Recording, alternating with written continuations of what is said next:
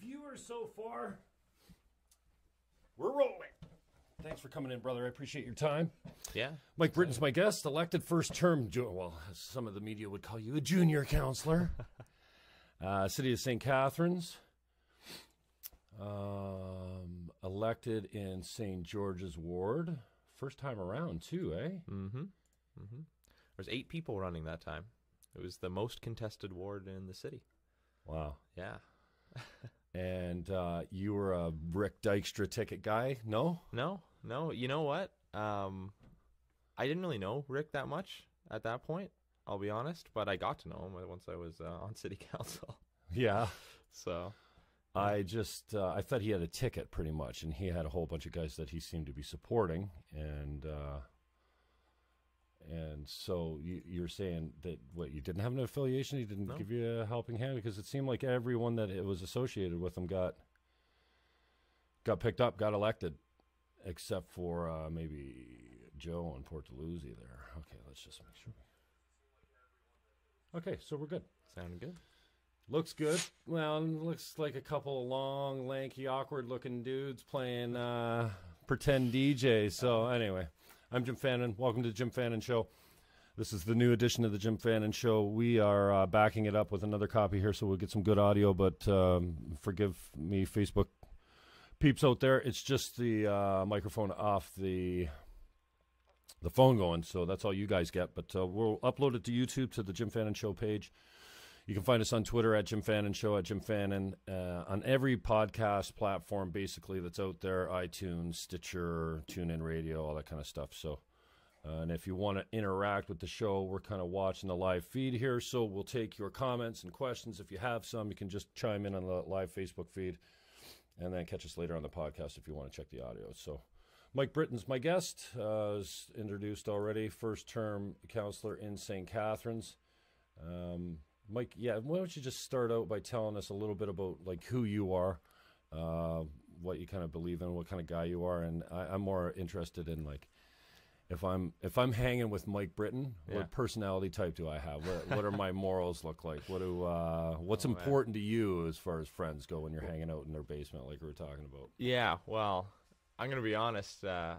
We talked a little bit before we turned on the camera about being a 24/7 counselor or not, right? Mm-hmm. And whether that's a thing. And most of my days are like long, full of council days. You know, there isn't a lot of that. You're treating this like a full-time job, pretty much. Yeah. And you know, my other side gig is kind of very flexible, so I can spend more time on council. But as far as like hanging out in a basement watching hockey, that's usually what we're doing. Right. I'll go over to some friend's house, watch some hockey. You know, they'll be drinking. I'll be drinking water. You don't drink? No. But I just want to clarify. I'm always skeptical of. Kind of one's in that glass as usual. I'm always skeptical of people that don't do drugs or drink. They always makes me go, whoa, what's wrong with you? What do you mean? You got a problem? Yeah. I think it started because I was cheap in high school. I was like, how are you getting money for this expensive alcohol? My word. But and then I was just like, well, I can't break the streak now. It's been, you know. Right. But never drank, never tasted it? No, never got it. Never had a desire to. Well, good for you. Many people struggle with it. So, and are you a coffee drinker? I recently kind of got into it. I kind of fallen back too after 25 years of abstinence from that evil drug, but that's a drug too. So we'll get you on that. Yeah. He uses coffee relentlessly. He's an addict. Mike Britton, coffee user. So on City Council, I'm just going to help you introduce yourself here. Chair of the Economic Sustainability Committee, Vice Chair of the Budget Committee. That must be interesting. We can talk a little bit about that. Niagara District Airport Commission, Niagara Regional Transportation Steering Committee, and Chair of the 2017 Youth Forum Planning Committee. Outside council, you manage properties. That should be a pretty good gig. There's not too many people in Niagara property managing, I don't think. Habitat for Humanity salvage team, Central Community Church volunteer. I know that because I've seen you around quite a bit there. Junior Chamber, JCI, Junior Chamber International member, and Toastmasters member. Wow. Yeah. So how many speeches you got under your belt at Toasties? I kind of just joined a few months ago, so I've done 2. I did 2 right in a row. You did your icebreaker? I did my icebreaker, which was fun. And it's like a 5-minute about like who's Bill here. There's my first one. Mike Britton, Mike Britton, not Bill. Hey, Bill Britton, if you're watching. Yeah. Sorry. Should have worn a name tag. Yeah. So you got the icebreaker done, and then what was your second one? The second one, I actually talked about, sorry, I'm just trying to think. So I did my Scottish trip. I did a tour around Scotland a few years ago. Okay. I talked about that, but I actually think that was in my icebreaker. Yeah. I did it on Freemasonry. That's what it was. My second one was on Freemasonry. Really? Yeah. Are you a Freemason? I am, yeah. Wow, I don't know anything about that. I'm kind of surprised. Well, then I won't bore you with it. But my it's my just another cult, right? Basically, I wouldn't call it a cult. But, it's a brotherhood. But I love history. Part of the introduction that you skipped there was that I have a degree in classical studies, ancient Greece and Rome, and so I love history. And there's a lot of tradition. There's a lot of history to that. The oldest fraternity in the world. Not fraternity as in like frat house partying, but brotherhood. And so my grandfather was a Mason. My great-grandfather was a Mason. So I figured I really wanted to get involved. Cool. And I've only been one. I actually went in maybe a week before I got on council. So it was really a life-changing week. I turned 24. Okay. That was my first election too. Yeah, I turned 24. I got elected at city council, and I became a Mason all in period of 2 weeks. Wow. So like a rebirth. So again, let's get back to, I'll let you just introduce yourself and your personality type and what makes you tick. And tell us about who Mike Britton is. Well, you're probably not going to like this answer, but a lot of what I do is politics. A lot of what I do is politics, getting out there. And that doesn't offend me at all. In the community, I can't look away. I cannot look away, man. Yeah, a lot of my personality is that what you see, out in the community, going to events, the committees, that I'm sitting on. That's a lot of what I'm doing, and I enjoy it. That's the thing, is I like what I do, so I don't mind that it's almost all encompassing. Right. So, yeah. So then if you're just to put bullet points, let's say we're doing a dating profile. Maybe I can help you with that. You're talking about yesterday how you're still single. Women, you don't want to be that way. So, I wrote not a dating profile because I'm scared to be seen online even. I remember I was single many years ago.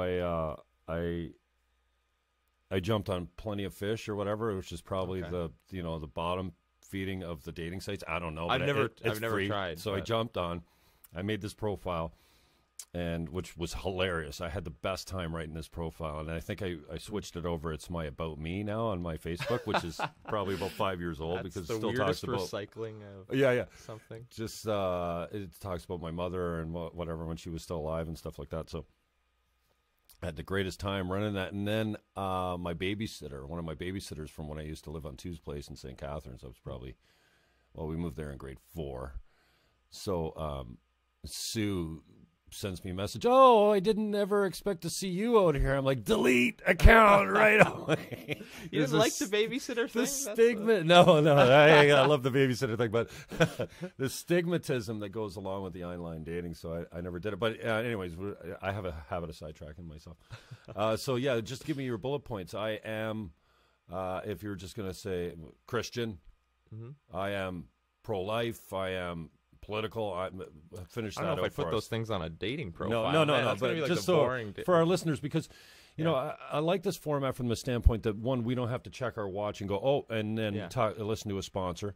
Also, I can talk shit about the sponsors and not fear retribution from the higher ups. I was gonna say you've never had any experience with that, in the corp. Yeah, I got a little experience with that, and so I like this format because one, I think that the local media has had a little problem lately with objective local issue coverage, and you can't do any of this type of thing in the paper. I mean, getting to know someone like this just is impossible in print. And then when it compares to terrestrial radio, you get a break every 9 minutes, long commercials. That flow gets broken up. So we got a whole lot of time to go in depth. So I don't mind if you just take the time to wind out, and I think it will help the electorate, which is important to you if you're running next time, or even just people that are interested in following politics, maybe not even in St. Catharines, want to see what St. Catharines are up to or what Mike Britton stands for. Yeah. Then we have a chance to go get really personal here and talk about whatever we want in depth. So that's kind of why I'm doing this, and it's a form of self-expression, obviously, for me too. But I'm a political addict. I'm trying to heal myself. Don't do that. Come join us, Jim. You know what? It really takes away from paying the bills for me, right? Yeah. So I'm not selling houses when I'm sitting with Mike Britton for 2 hours in my makeshift studio down here. I don't mind if you do a few, shots to the camera. Ricochet's getting one all the time because I love their water and I just give them free plugs all the time. So thank you, Ricochet Water. You changed my life. I never drank RO again. Just spend a little bit, more going in depth about who you are and what's important to you. Well, so I'll actually tell you a story. We started off talking a little bit about Rick Dykstra, and I've got a story about him, and I got a story that actually involves you. Okay. I've never told you this story, but it's kind of an interesting one. So in 2006, I was in high school. I was actually in civics class. C-Chord? C-Chord. I was a C-Chordian. Yeah, I was in all the plays. I got a strong connection with the C-Chord kids. Yeah, I was in the plays. I have no musical talent, but I was there. Okay, yeah. But anyway, so I was in civics class in 2006, and as part of civics class, there was the federal election going on that year. Right. And we were all assigned a political party that year. And I was assigned to the Liberal Party in my class. And out of the groups, we were to elect a leader from amongst us, right? So I actually became leader of the Liberal Party in my grade 10 civics class. Oh, okay. And each of the leaders were able to go meet their candidate because the candidates were coming to my high school for a debate. Now, a lot of the names in the 2006 election are quite familiar even still today. So we had the incumbent Liberal, which was Walt Lestuka, so that was who I got to meet. There was the conservative Rick Dykstra running for the first time federally. There was the NDP, Jeff Birch was the NDP candidate. NDP, Birch. And there was a Green candidate guy. That guy was awesome. Jim Fannin or something like that. So, that's just actually kind of my first exposure to politics in general. And we all got to go to the staff room and meet your candidate. And I don't know can't remember if Walt Lestuka was late or I don't know what happened, but I ended up talking with Rick Dykstra. It was the very first time I ever met Rick. Wow. It was in 2006. Okay. I was 16 years old. And I chatted with him, and I'll be honest, I was quite impressed, and especially when we got into the debate, because this Green Party guy, he kept bringing up legalization of marijuana all the time. And so the kids went nuts, right? Well, I know how to play to the kids. Exactly. But it's one of our best policies. Yeah, if I can say our, like I'm still at the party. But I'm pretty sure I'm actually pretty sure you won the student vote that year. I did. Yeah, you did. One of the few things I've ever won in politics ever. So there, you're elected at C-Chord. I was elected at C-Chord. Anyway, so what I was actually impressed about Rick, not a shot at you, but he was, the students were not impressed that he wasn't for the legalization of marijuana, but like he stuck to his principles. He was like this is what I believe, this is what my party believes, and he stuck to it, even though it was not popular in that school, that was for sure. And I was quite impressed by that. Is that what made you conservative, or do you think you already had conservative values? To be honest, I was 16. I didn't have any political values at that point. I was not involved in any way. I think it had an impression on me. I think that the whole debate, the whole experience, the whole watching of that got me involved in give you a little bit of a hunger for it, or even tweaked an interest in you that you didn't know you had. Yeah, before that, I'll say I was not involved. Family political? Not at all. Not at all. They used to be liberals and they flipped conservative. They're not, out there, campaigning or anything like that. Right. So no political background in my family. My parents wouldn't even tell each other who they voted for. That's how private they were with their political stance. And I often joke, but don't joke. I think if we're that way with our religion a little bit more, used to be intensely private with my religion. I'm a little bit more open about it now because I have so much fun assisting at church, running the cameras and doing video director. But yeah, my parents wouldn't even tell each other who they voted for, which I found was strange. And but some people take that stuff very seriously. And I remember one time we came home, there was an election sign on my lawn, on our lawn, and my dad went nuts. Maybe it wasn't the party he wanted, or maybe it didn't matter, but he was not pleased. He's like, "You didn't put that thing on my lawn, no way!" And we took it down right quick. So, different strokes, obviously, but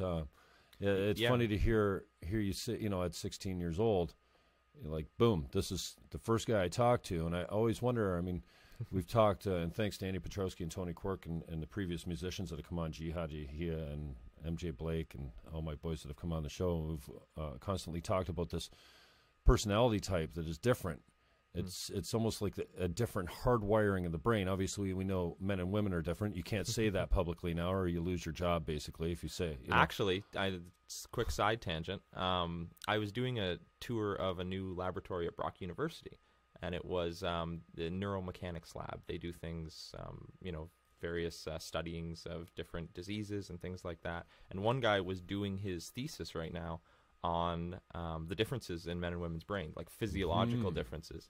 And I actually asked him, I took him aside, I held up the whole tour, I took him aside, and I just said, "Are you getting any political kind of pushback on this?" And he actually said no. I was really surprised to hear that, but he said in the scientific community, it's just accepted, you can see them, here are the physiological differences. And I was like, really? And he goes, "We do have to be very careful, though, in our language, talking about the difference between gender and sex." I'm struggling with the difference of that. Can you explain the difference between gender and sex? I'm not an expert on this, so I don't know enough to speak authoritatively. But he just said, we have to be careful in our language, but when the facts say, there's differences between the brains, because his specific research is showing that the firing of the I'm losing my words here, the neurons are actually different rates for men and women, and that affects muscle growth, and that affects muscle usage and things like that. And so that's where he's studying right now. And that made an impact on you somehow? Well, this was just 2 weeks ago. Oh, okay. It was very recent, so it was just. What did you take away from that? Just that it was interesting that somebody was even doing a study into it. Yeah. I mean, because the Google memo was, all the craze. It was all up in the media forever. Well, except locally, we haven't seemed to talk about it at all. But I mean, I read that Google memo, and it's too bad that whoever it was, Gawker or whoever first broke the story, put the title anti-diversity memo. It wasn't an anti-diversity memo at all. It was talking about the lack of diversity in STEM, science, technology, what is it, whatever it is, mathematics. And I couldn't disagree with any of it. I mean, we're just hardwired differently. And, but saying that right now, I mean, it's pretty obvious men are stronger than women, after puberty, when the testosterone jolt kicks in. And then that fires a whole different chain of events down, we probably aren't as fearful as for our safety as women are, right? That makes sense. Why? Because the world is a more dangerous place for women, both physically, and then when you add sexually into it too, the repercussions and the impacts of unwanted sexual encounter, let's say, are vastly greater for a woman, because obviously pregnancy is an issue. Men can walk away with it; they don't have that issue. And in today's, even in a rich country like what we live in today, single mother pregnancies, that's not a good way to start your life. So anyway, I'm as going a down a road. guy, I never had to really worry about that. Right. And it's so it makes sense that if the world is a more fearful place for women, then they're going to have a different way of looking at it. And I don't think that's incorrect or improper or to be honest, I think that like that having a different way of looking at it might not be that we're wired different. That might be just practical, right? You have to have a different way of looking at it, right? Yeah, definitely. But then I'm always interested too about the way the left and right have this different personality type, and I don't know if it's a wiring in the brain so much as it is maybe a conditioning. But no, I think this stuff is biological. I think you're born with it, and conservatives tend to think a certain way about certain things. They like their borders. They like, and I mean borders as far as, theoretical borders, but then no, functional borders too, like immigration. Conservatives are usually tight on it. They want immigration tightened up. Whereas the liberals think outside the box. They don't have borders. They're freewheeling, the free spirits, and then functionally when it comes to immigration, they're like, nah, let them all in. So, and there's nothing wrong with that. In fact, the thing I've been struggling with a lot lately is this alt-feminism hating on men and forgetting that we got here together and that we need each other to move forward. I mean, women are the most important part of the human race. They give birth. Yeah. Hello? I mean, obviously you can't do it without us, but... It's why most cultures, back in the day usually had a matriarch, usually had a mother goddess. Right. The female was the most important part of And society. You know what? We're not really going to figure out what this whole bringing women into politics in the workforce, because it's only been, 30, 40, how many years since, women have gotten their freedom. And I'm not opposed to giving them freedom because, economic prosperity is directly correlated to these freedoms. Yeah. So like we want them to live and be happy. But, and it's funny when you say, back in the day when we rolled in tribes and even after that, I think I remember hearing Camille Paglia. I don't know if you know her, but she's a brilliant, rapid speaking feminist, and I still consider myself a feminist, but I'm really frustrated with this new age of feminism that is really man-blaming.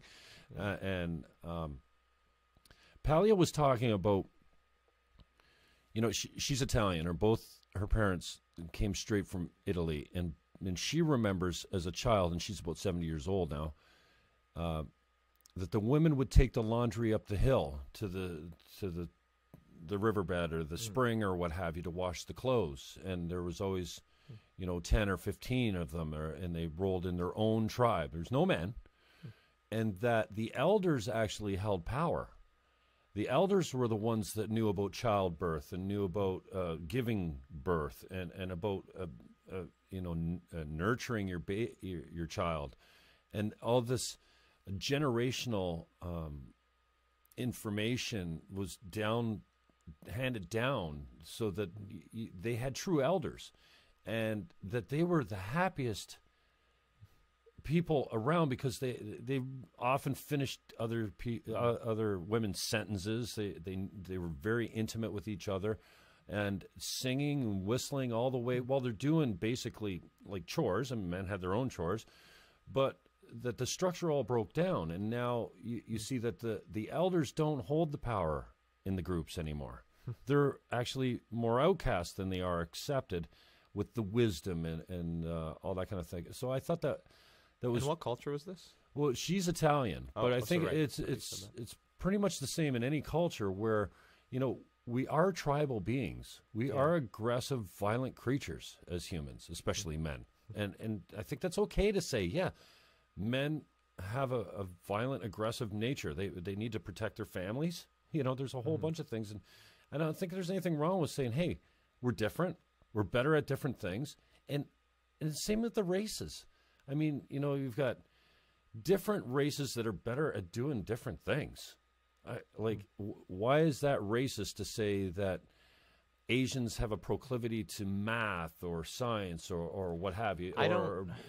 Black people are better at whatever, or white people are better at whatever. And what we're going to do is start going to instituting quotas. We're going to start going into, oh, no, there's too many female nurses here. We need men. No, we don't need diversity at all costs. We're not equal. We're not equal between the races or between the sexes. But I haven't seen, like, you're talking about, this culture as a better at math or whatever the case may be. I haven't seen any scientific evidence on that one. Like, I just haven't. I know you can say anecdotal evidence or whatever the case may be. As far as I said, the men and women thing, I just learned about a paper. I also have a medical science degree. That's my other degree at university. And like, I've looked into this. And so, yeah, like I can say physiologically here the difference between men and women. That makes sense. There are some differences, twitch muscles, you know, in black people and things like that. So again, there are some physiological differences that you can point to, but I try not to speak in broad strokes unless there's the evidence, right? Well, in this day and age, those broad strokes will get you in trouble with the politically correct police, and that's a powerful left-wing lobby right now. And we'll talk about integrity commissioners and the tools of the left right now. I mean, I'm ashamed of the left right now. I'm a left-leaning guy, but what they're pulling off with some of these, invasions of freedom of speech and stuff like that, it's really, it's got me really concerned that we're going down the wrong way. So then you talked a little bit, and it's an interesting theory out there that, you know, the left and right is actually biological, and that, you know, it's hardwired into you. You just said you're a left-leaning guy, and then I've watched your past interviews with, Petrowski and Quirk, and you're saying that, you know, you tend to be maybe switching a little bit. How do you kind of, if it's hardwired, then how do you explain you? Well, I think that I'm open, and I took the Big 5 personality test, Knowing Yourself. Okay. I think it's Jordan Peterson's site. It's like $10.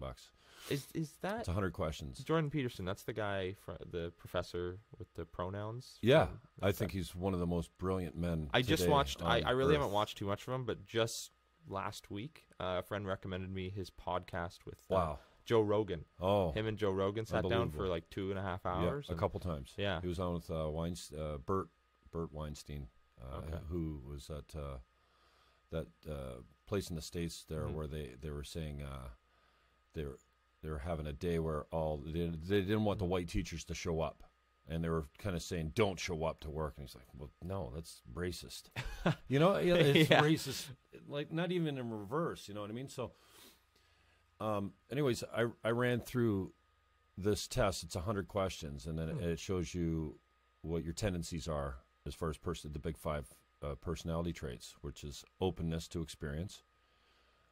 Openness is what I said about the borders. They're freewheeling. They're the left-leaning people. They're the a little bit socialism. Like, I have a healthy respect for a little bit of socialism in our society. I think we need it, and without it, you know, the conservatives are like, no, every man for himself, and less government, no welfare, and stuff like that. And that's actually that falls under conscientiousness.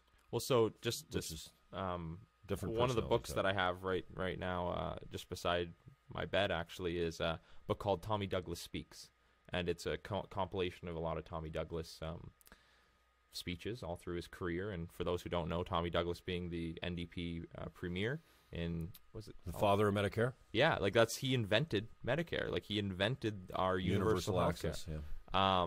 And so I don't think anyone in today's Canadian culture would say that's a bad thing. Very few of us, right? We're proud. We tell people around the world we have universal health care, and we brag about it. And it's thanks to this NDP, premier. And I think if you're left-leaning, right-leaning right now, you're still in favor of it. I guess there has been some conversations though about privatization on some cases. Well, but it seems more it's effective, right? Yeah, I don't know. Quicker access, sometimes better quality. Yeah, but I would say that's become part of our culture, the universal health care, and it's a very socialistic idea, and it's a great one. Right.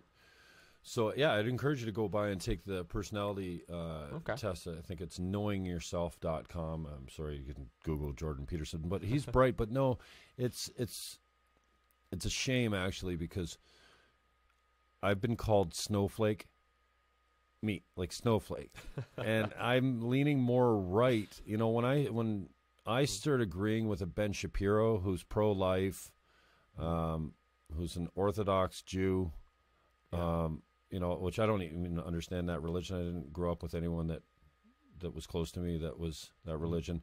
But when I start agreeing with the likes of Ben Shapiro, and basically where it falls in line to the free speech, and he was brave enough to stand up and say, you're born a boy or a girl. There's not 75 different sex that you can be born. So, putting a U on a passport, because I think somewhere in Canada, I think in BC right now, they just put on a driver's license or something unknown for sex. Did you hear? I don't get that, man. And so for him to say, you know what, you can go through hormone replacement treatment. You can install different sexual parts into your body if you want, and I'm fine. Do whatever you want. Like, I'm not, kind of sounding libertarian. Love whoever you want, do whatever you want, but that doesn't make you the opposite sex. Even if you change your parts, and even if you take all these hormones that are from the opposite sex, you're still a boy. And I was like, what? No! And now we've got these 75 different genders. Someone wrote a thesis paper on that he identifies with hippopotamuses. I don't get that. Like, you're born a boy or a girl. And then it really frustrated me when Bill C-16 came out because of the freedom of speech implications. And I don't think we'll actually see the full ramifications of that for many years down the road, if any. But I'm fearful that this mandatory use of made-up pronouns is just the thin edge of the wedge. These are not popular things to say right now. And then so the Liberals were so frustrated, and I talked to, I think it was Quirk a little bit about this. The Liberals trot out a 10-year-old biological boy who identifies as a girl at 10, and they were talking about forcing him into a female puberty with estrogen.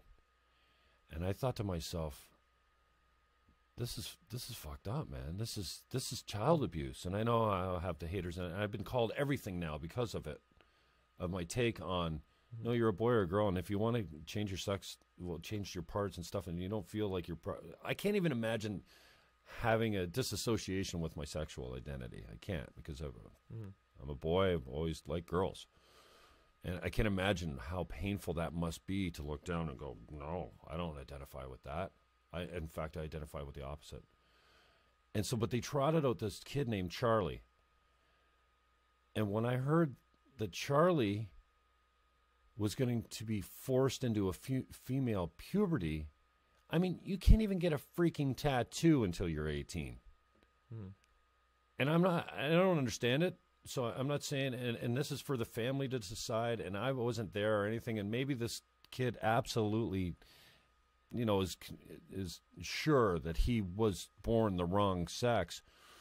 But to have him and the family make that decision before he's even hit his natural puberty as a boy, it struck me the wrong way, and it left me feeling like that's scary stuff, man. It's, again, like I always like to go back, what do the facts and evidence say? What do the scientific community say? Maybe it's just because that was my first training. That doesn't help science. you any here. No, but people are always saying, well, you don't understand because the parents and the kid know best, Well, yeah, you're right. I guess from speaking to people, it may not help. But to actually look at the facts and evidence, you can see that your brain isn't fully developed until 25. 20s. Yeah, in your 20s. And so that's one of the arguments against if we're legalizing marijuana, where do you put it? Because it can affect your brain development. So that's just one of the topics that I've heard in the marijuana legalization discussion is what age do you put the legalization? Because there again has been studies that it can affect brain development if you take it while you're 14 or something like that. And so in this case that you're talking about, like the child's brain has not fully developed, right? Like he hasn't gone through that. And specifically, I think it's the frontal cortex that is responsible for impact and consequence. And that's why we do so many crazy things in our 20s before that frontal cortex is fully developed, because we don't give a shit what happens. Yeah. That part of our brain isn't fully developed to the point that we can understand the impact. And I heard it being compared the other day improperly, I think, to being drunk.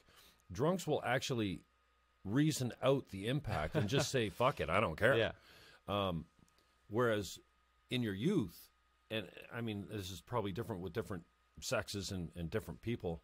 That is just not there. So it makes sense to say, well, no, you have to be the age of majority or 18 years old to get a tattoo, but this is permanent. It's not even permanent. It's ink on your skin. Yeah. But then we're saying, okay, well, if you feel like a girl today, then you can be a girl today. But if you feel like any of these other different genders over here, there's 75 of them. What? And then you got to call me my specific pronoun, and this is where I got turned on to Peterson or introduced to Peterson on the Rogan show, because he said, you're not going to make me use, number one, you're not going to make my speech compel me to say certain things. You can't yell fire in a crowded theater. That's against the law. That's something you can't say.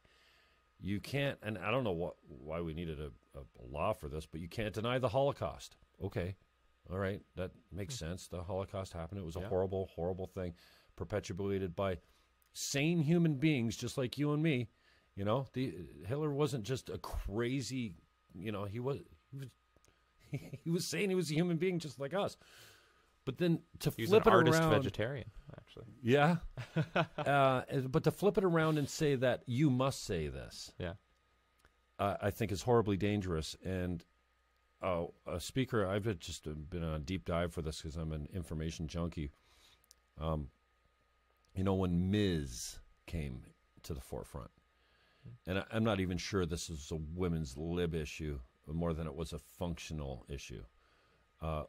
In the English language, there is no, what do you call the Ms. and Mr.? What are those? I can't remember what those. Like the Fulford, master of the house? Yeah, no, it's just what they call it. It's not a pronoun, or is it? But just like a title? Or we had master for young boys. We have Miss for young unmarried girls, and then Mrs. for married girls, and Mr. But we didn't have a word for the unmarried adult female. Right. So, and it kind of did come in through the back door, I think, with the women's lib who were saying, no, we don't want to be referred to as someone's husband. We want a Ms. But that was more a function of language that was failing us. It didn't, in English language, we don't have male and female for doctor. You're just doctor. Yeah. You're not Mrs. Doctor or Mr. Doctor. You know what I mean? Yeah. And so that was, I think, a function of the failing of, a descriptor that wasn't available. So so Ms. came in, and it was accepted because it was accepted by everyone because it was, But saying that I identify with a stuffed animal sexually or my gender or my biological, I'm a Teddy Rumpkin, and you'll call me kin instead of him, makes me horribly afraid that someone's going to come before the Human Rights Tribunal, similar to your integrity commissioner, and just decide that you're a homophobic, hateful bigot, and that you owe someone a large chunk of cash. And if you don't pay that large chunk of cash, you go to jail. So if I use the improper pronoun on a rental application, or you rent my house and I call you her because you look like a girl to me, but you've already told me that you want to be referred to as Z, now I'm discriminating again. So I mean, this has been a long road, and so I've been tweaked by it a little bit, and then Jordan Peterson came on Rogan for this exact issue. So he's a hate-filled, xenophobic, homophobic, bigot, racist. This is what he's been called. And now, if I take any of those ways of being or those thoughts that you're born male or female, there's really not much you can do about it afterwards. No, you're a snowflake. You're a racist, intolerant bigot, and I'm getting it all too. So, and he's getting it as far as intolerance all the way around. And it's funny, man. I reached out. I was, struggling the other day, and I reached out to a friend of mine who's a left-leaning gay man and said, "Hey, I think we need to get coffee." Yeah, help me out here. Yeah, because I'm struggling with my right-leaning views on this specific issue, because normally I'm tolerant. And you know what my tolerant gay friend said to me? Yeah. Fuck you, basically. Yeah, oh, wow. You hang around. You think it's okay to hang around with the Andy Petrowskis? Andy's not my friend. I've never even had a beer with Andy. Yeah. I talk to Andy about politics sometimes. I had him on the show because I think he's interesting from the standpoint of his journey. He's certainly not perfect. But if I am, and I said to this guy, listen, don't roll up to me at the opening of the pack and go, "Hey, how's your buddy doing now?" For referring to Petrowski. Like, he's he's not my buddy, and that's not fair to say in public. You know, like he does something stupid, like, oh, you're, you know, it's, and that's what he came back with me, to me with is, no, as long as you hang around and you think that isms are okay and racism and bigotry and homophobia, you know, then we're done. Forget the coffee, forget the podcast. And I went, like, I was heartbroken because this guy's been a friend for a long time. He's a friend of my mother's, and you know, I shouldn't say friend because we don't hang around. As somebody I respect and whatever. So here's a guy that preaches tolerance and love everywhere, you know, and I think that's what Trump's kind of given us is, dude, we're all racist, intolerant, hateful bigots at some level, and we're working on it, and we're getting better. But that's our survival mode, man. If we didn't fear the stranger or the man with a different colored skin or language or religion, then we wouldn't be here. This is what's kept us alive. This tribalism. No. Like when we rolled up against a tribe of a different color, we tried to exterminate them completely. We didn't invite them over for dinner and have babies with them. Well, so I think this is pretty natural. And if we don't start the conversation with going, okay, you know what, we're all kind of designed this way, comes from a millennia of evolution, but we're getting better and we're working on it, and we got a long way to go. I think if we start this conversation there, then we got a better discussion. It's really a shame that, like, you were trying to educate yourself, and like I guess you lost that opportunity, because like I think that shows an openness, as you said, but it shows like I'm trying to learn, right? You know, I went to a few recently events put on by Operg Brock. I don't know if you know what Operg Brock is. I actually don't know what the acronym stands for, but they're into social justice, and they're into these type of issues, racism, gender issues, diversity, and the importance of that. And I actually learned quite a bit. So like I'm trying to educate myself, just like you were. Like, hey, I'm struggling. Teach me, right? Right. So I'd kind of go and I'd be quiet and I wouldn't say anything because I'm not an expert on this, but I'm and always opening trying... your mouth when you're not educated is Exactly. We all know what happens there. Well, so that's why, as I said, I always try and look at what are the facts, what does the science say, but like what are the issues. But you were just talking about tribalism, and I'll give you a little story from my university years, which I really think encapsulate this. When I was in university, I lived in residence, and I went to Western, and it was we had an amazing O week. I think we have one of the biggest O weeks in Canada, I'm pretty sure, and it was just incredible. And it was interesting because each day or each activity was structured in, you know, you had your floor. I was 4 West. That was my floor. 4 West Delaware, hall. And so you were with your floor, and that was your group. That was your tribe. And you sometimes competed against the other floors, and that was your tribe.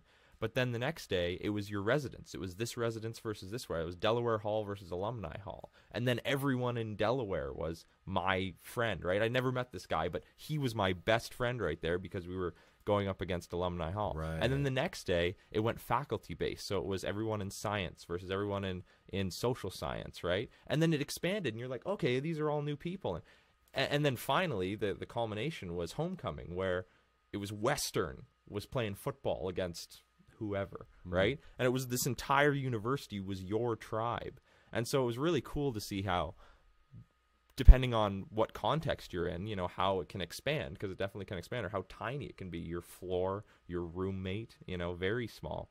And it was really a cool experience, and I think they developed it. I was so impressed how they've developed their programming, because each day you build on it. Each day you build more friends, more people, and I don't know, by the end of it, you just felt like you were a part of a team. You were part of the university. So that was a great experience for me.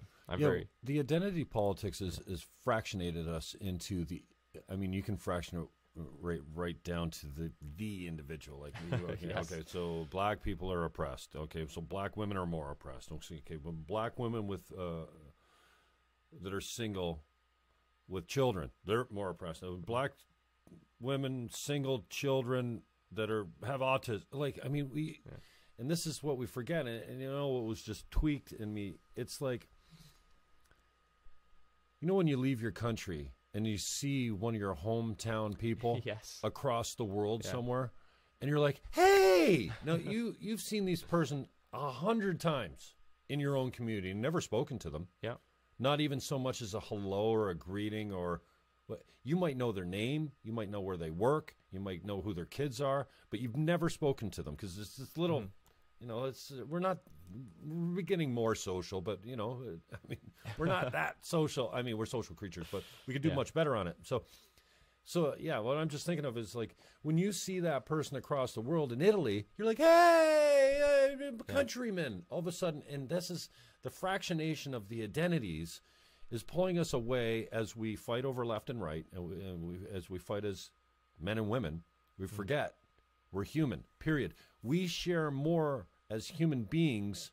It doesn't matter the race, the color, the religion, or the sex, then we differ. Yeah. And that's, I think, what's been lost. And I think this Trump experiment has really, like the gap is hugely wide right now. Like even before Trump came in, the left and the right, the gap wasn't as big as it is now. Now the ideological and the political gap is wider than it's ever been. And the extremism on both sides is far more evident than it's ever been. This Antifa or what, I don't even know what to call it, but it makes me sick to see these people running around in masks. This is not activism. Yeah. This is not standing up for free speech. Because free speech means even if you're a fucking complete tool and you think that Nazism is the religion of the day or the way that we should proceed, you're obviously a tool, but you should have the right to be a tool in public. You shouldn't have to go to jail or have to pay someone costs because you hurt their fucking feelings. Like, so I think we've just become, the political correctness has gone so radical. And you know, I always compare it to the pendulum. Man, when it swings back, sometimes it cuts hard. Yeah. And it's going to swing back. And maybe it's swinging this way right now because we swung so hard left under Obama. Or, well, we didn't really swing left. But yeah, I was going to say, like a Democratic American is still far righter than our conservatives, right? So just if you look at the spectrum. So I think it's an interesting conversation that needs to be had, and we're kind of going down the road of identity politics, and that's not why I brought you in. I wanted to talk a little bit of politics. Good chat. Yeah. My guest is Mike Britton. I'm Jim Fannin. You can find us on SoundCloud and all the podcast platforms, in addition to Twitter and Facebook. Tell us... NPCA comes before council. So it's Tuesday morning right now, as you Facebook Livers know. I heard there was the same 12 people demonstrating the NPCA out there again. Can you speak to that? Because I've never seen the protest, but is it the same 12 people and no more? I actually, I had to go to, No, I was at City Hall about 5 p.m. because we had the Trillium Awards last night before council. Trillium Awards are for gardens, you know, in the city. In chamber. In chambers? It was actually just outside the chambers okay. in the other room. But so anyway, I missed the protest completely. I didn't walk through it. I was up there, so I don't know the size of it. I did see a picture. I think it was Melinda Cheevers from Niagara this week tweeted one out, and it looked like it was bigger than the usual 12, but I didn't see it. I'll be honest. Now the chamber was filled, and the interesting thing about this was there was, I'm not going to say half the chamber, but there was a third of the chamber, and they were all wearing "I love the NPCA" stickers. And they were there was some unionized staff, there was some non-unionized staff. They brought out, you know, some of their family or whatever, and then the other, you know, kind of was this side, and then this side was some of the protesters came up. A lot of them didn't, but yeah. So it was an interesting dynamic that last night, that's for sure. What's your take on the NPCA? Do we need to get involved here? Is this just Andy Petrowski would say this is the politics of distraction? Let's get to homelessness. Let's get to taxes. Let's get to water rates. Let's, you know, the NPCA. And I mean, I was kind of tweaked by the NPCA because of the issue on Thundering Waters. I feel like they got caught with their pants down a couple times. And Tony Quirk was really good about addressing all those issues. And I kind of learned a little bit from him, from the standpoint that he doesn't think it's a bad deal that Barrett got hired from the board to staff. Happens all the time. That's not cronyism. Yeah. Okay. Well, you see it, to be honest, where you see it the most is in not-for-profits all the time. And like ones that nobody would question their motives. You know, places like Community Care or something like that. Where why would you not question their motives? I don't know. It's still cronyism. I'm just saying, like it's very common. I've seen it. Like, right. So, but it just when I read the Code of Conflict, and Code of Conflict says you may not benefit in any way, shape, or form from being on this board. that job as a CEO or a director or what have you is a huge benefit. But and Tony made the point that no, as long as you don't vote for yourself, it's no conflict. Yeah. I'm like, well, I don't get it. And then he really articulately spoke to the level of expertise in some of these board members. They're familiar already with the people around the table, but they have a specific expertise into the field that they are applying for. So I don't get it. But what's your take? But so to get back to the NPCA, I disagree with you on one thing that you've said in the past, and I think we've talked about it before, and that's, well, this is a distraction, this is a waste of time. I can, chew gum and walk. I can do two things at once. Like, I don't mind spending time on some issues. That's why we're elected. So I've openly said, like, if you have an issue, bring it to me. Like, I specifically said that about the NPCA. No, not about the NPCA, but I'm just saying in general, like dual direct. So code of conduct. I think if it's an issue for the people, I'll discuss it. That's fair enough. Yep. So that's where I sit on this. So this is clearly an issue for as you said, the same 12 people, but it's just an issue for some people. Mm-hmm. We got, I'm just trying to remember, like maybe 7 or 8 emails Sunday and Monday, the last couple of days, about this. So clearly people are concerned.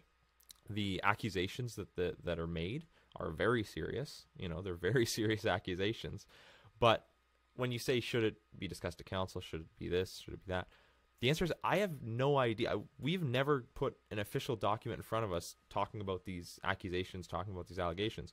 We've had a number of documents granted from the source, from the NPCA, showing here's our year-end summary, here's our executive summary, here's our, whatever. Mm-hmm. And so it's, as a councillor, we've got the CAO of the NPCA saying, we didn't fire 25% of our staff, and he would know, you would think, like, as the CAO of the NPCA, you think he'd know. And then you've got an MPP, Cindy Forrester from Niagara Centre, saying, yeah, they fired 25% of their staff. And you have, citizens saying something else, and I don't know the answer. I honestly do not know.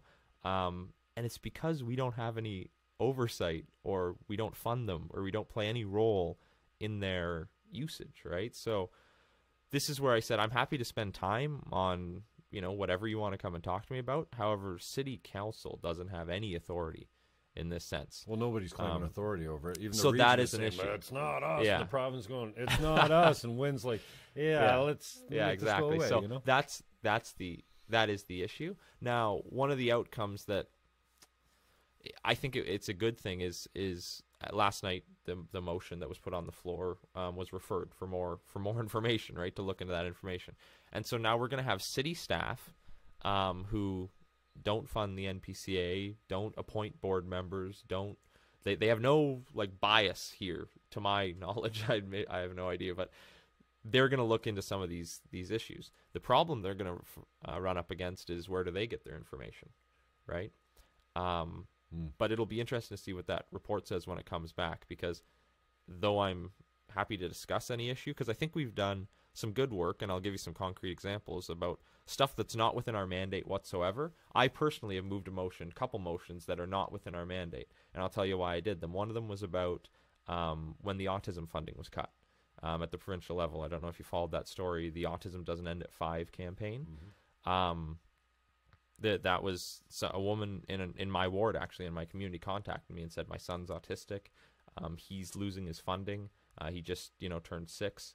And I was like, wow, that's heartbreaking. And how we worded the motion was, we were requesting the province, because we can't tell them what to do, to put the funding back in this model. I did my research, and we also said circulate this to the other municipalities and get like a public pressure, because that does work, and look what happened, right? I'm not saying my motion changed anything, but I think the cumulative effect of motions from all across the province, from both opposition parties in the legislature, that pressure, the Liberals changed their mind, or the government, I should say, the government of the day changed their mind because of that public pressure. Another example is I moved a motion about banning asbestos within Canada. I went to this is a federal issue, so I went to one of these, the day of mourning, which is for workers who have died on the job or got injured on the job, and they had a speaker there, and she spoke about how her father and had died of mesothelioma from asbestos exposure while working in, I believe it was a GM plant. And her uncle was just diagnosed, same thing. And I had no idea, to be honest, until I heard the speaker that we were still importing asbestos, like as a exporting asbestos. Yeah, and the idea is like, should the government of the day be charged with murder for Yeah. exporting something that's known to kill people? So to get back is we moved a motion in support of this union who was fighting the federal government at the time, and I wasn't the only one. Like I moved it, a bunch of other municipalities, and again, public pressure. So those are examples where we have no business, right? Like I'm not an expert in asbestos. I'm not an expert in autism, but and our council, we don't have staff. We don't have doctors for autism, or we don't have people dealing. We might actually have some engineers with asbestos, but I thought it was an important issue. I thought that public pressure could make a difference, and it did. Those are two concrete examples where it did. And so I'm happy to deal with issues that aren't necessarily within our context, but we have to be realistic in our expectations, right? And we have to be realistic in how we word the motion. The motion last night was, whereas City Council has lost faith within the NPCA. I have no evidence. I know that there's a lot of public pressure, against them. I understand that, and there are some serious concerns, but I can't say that I've lost faith in them. I have no concrete evidence to show that, right? So we'll see what that report says.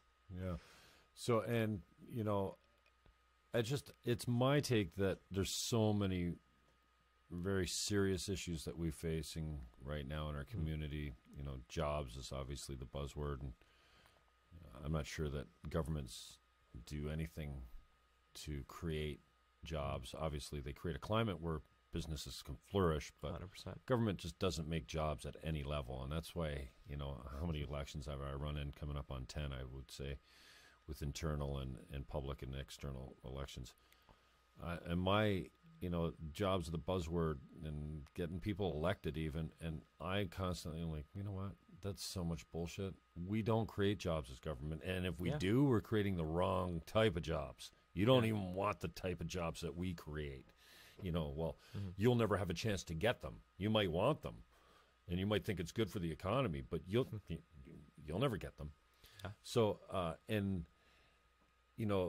the politics of distraction, for me, take away from these important issues like taxes, like hydro costs. And again, it's not in your purview or your mandate.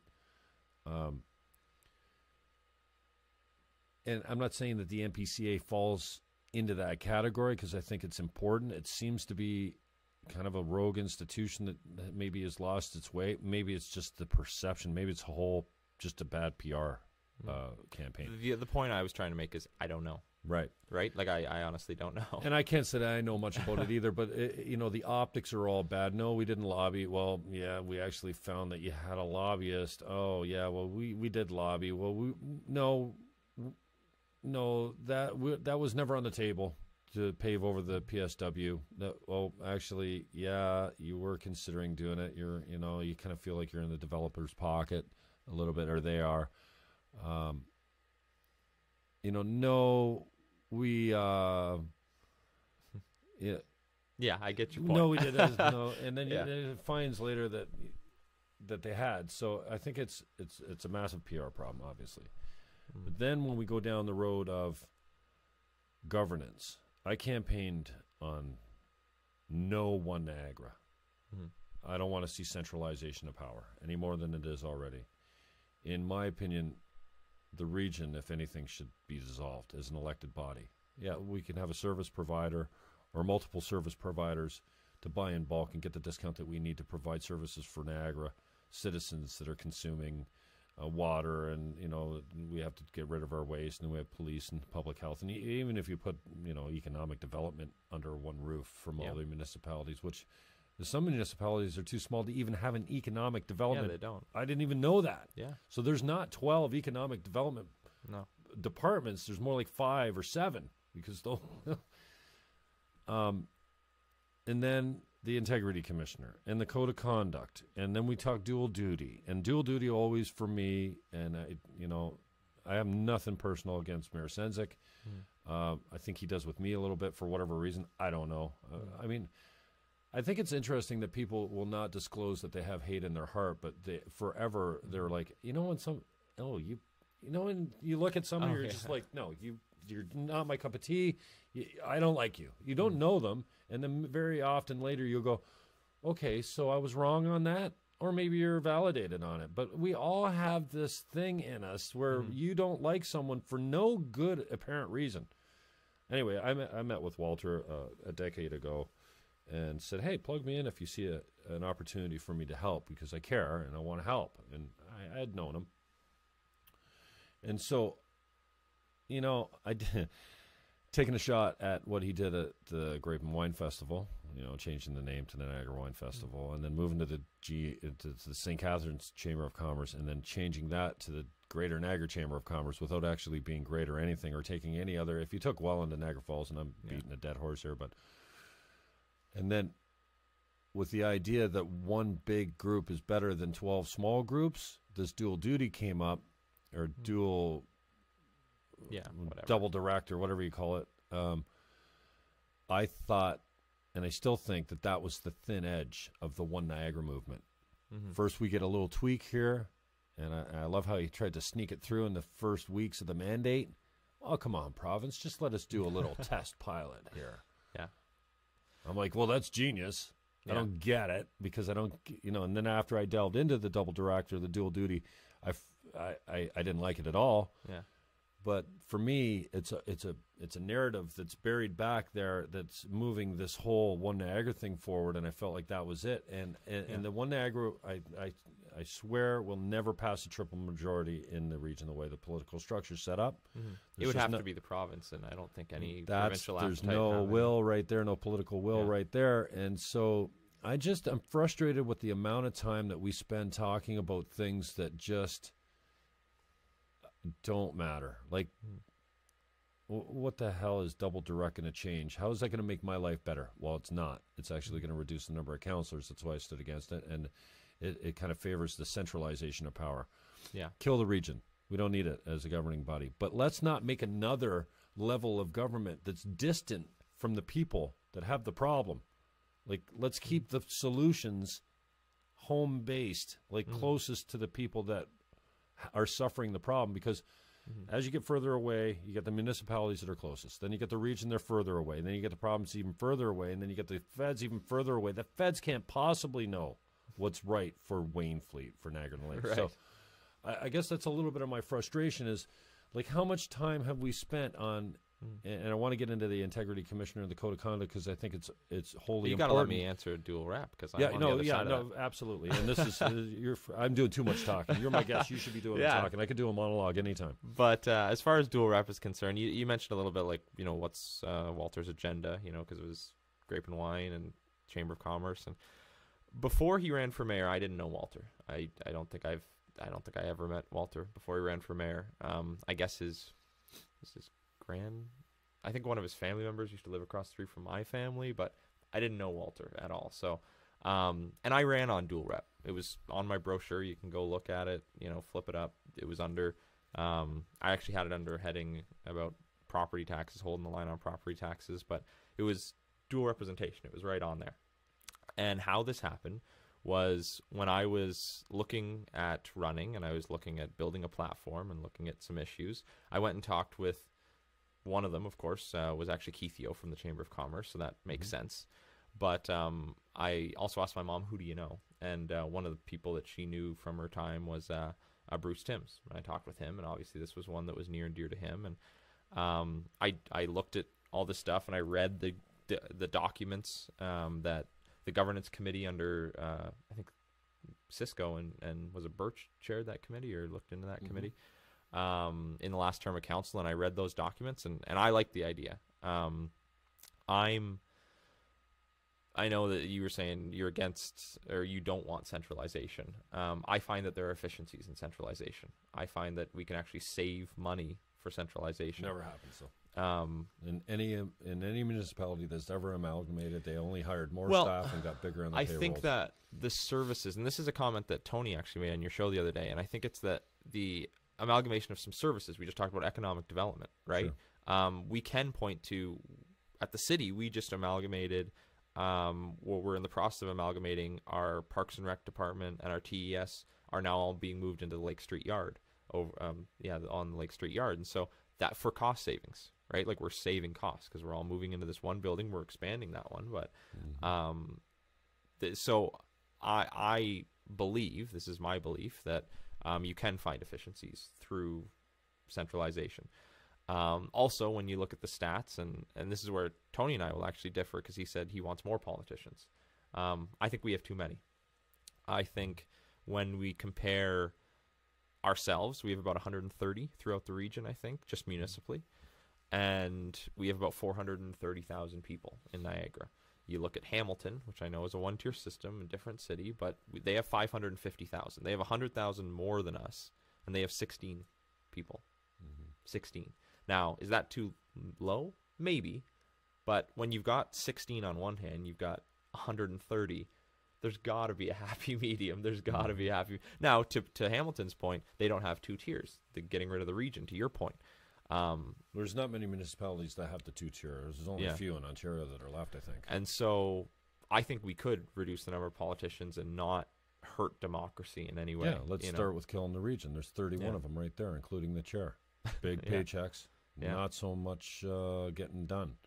So, well, I appreciate your thoughts on that, but I will say that, I disagree with the idea that even if you find efficiencies, they'll be absorbed with new staff because there's always, every time we amalgamate, there's never been a case of it anywhere. And actually, there's a lot of de-amalgamation going on. You know, they were forced into it, or they decided it was going to be a better deal, and then we're like, no, this ain't working, man. Let's go back to so I'd like to see that. But just switching gears to the Integrity Commissioner, and I think this is a wholly important conversation because we haven't, at the region, we haven't dealt with the Code of Conduct yet. I see something very lacking in the idea that a Code of Conduct doesn't respect freedom of speech or the Charter at any level, especially for a politician. I think a politician needs to be able to say whatever the hell he wants where it relates to politics. If you don't like it, vote him out. If he commits a crime, then okay. Yeah. But other than that, I mean, just because you say something that's offensive, or, somebody used the other day, if a regional council, a female regional councillor was on the beach topless in town here, that'd be that could be a code violation. I'm like, really? But if she was on Cuba on a nude beach, because it's legal to be topless in Ontario. Yeah. But on a nude beach, on an international nude beach, now it's not offensive to me. I'm like, come on, I don't get this. So now it gets into the idea, okay, well, first of all, we don't have a standardized code across Ontario or Canada. I think that is important. Yeah, I would agree with that. The way these integrity commissioners are appointed with no real expertise and being appointed or hired by the current sitting government is, obviously could be abused. On that, just a quick, we'll go through each point, but I don't know how to solve this one, but I don't like that it's one person. You talk about jury of your peers. You talk about the relationship to the Charter, and that one of the things you have is right to be judged by your peers and stuff like that, or one person is going to decide whether this was right or wrong. Everyone has their own biases, as we talked. Everyone's an individual. Everyone. So down the bias. But I'm just saying, unconscious, mandatory unconscious bias training. But so that's, I don't know what the issue is, because it's already a very expensive process. So I don't want to hire 12 of them. Right, that would be ludicrous. But it's just one of the issues I've had. I don't know what the solution is. Yeah, well, I think the solution is a code that's consistent right across all levels of government that allows people to say what they want, with the idea that unless you're breaking a law, and we even saw, the Municipal Elections Act doesn't really give a recall mechanism. You can't vote someone off council because they're a drug user, Rob Ford. Yeah. We saw that, and I think that maybe people now are thinking, you know what, maybe a recall mechanism would be good. I think Under talking about certain under certain circumstances, referenda I think would be good. And Petrosky, to his credit, he's done some good things and some not so good things. Brought a motion forward at the region one time to initiate a referenda. He had the questions all laid out, and he got voted right off the floor. What the hell's wrong with having a non-binding plebiscite where people can go and vote, and politicians can take the pulse of the community and go, oh, really?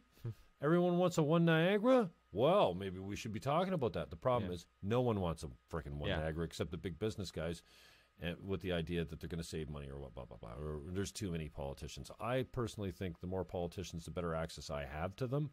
So if I don't call, if Jenny Stevens is busy, what's his name? I'll pick up the phone maybe. Haywood. Haywood, yeah. Who I don't know either, but kind of is a hero for me from the standpoint that he switched his vote on that double direct thing, and he killed it.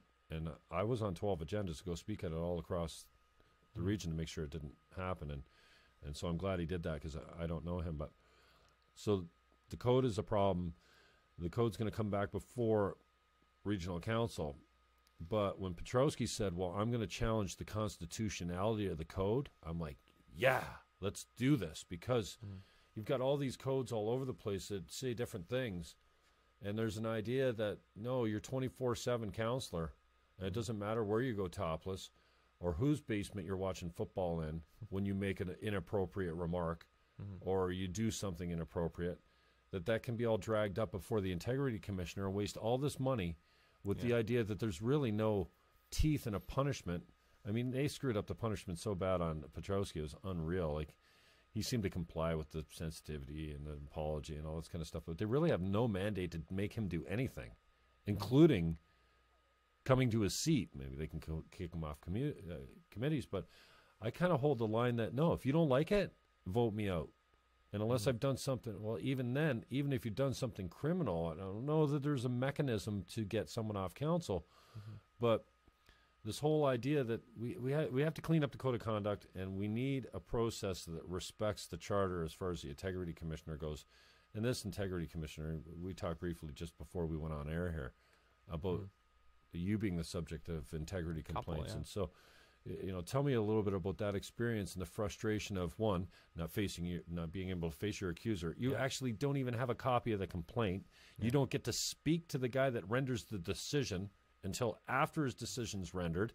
So jurisprudence goes right out the freaking window. And this is, again, like freedom of speech, one of our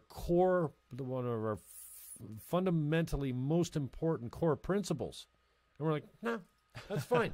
So, and now being used as a political tool, right? So someone gets pissed off with Mike Britton, or, okay, I'll file a complaint.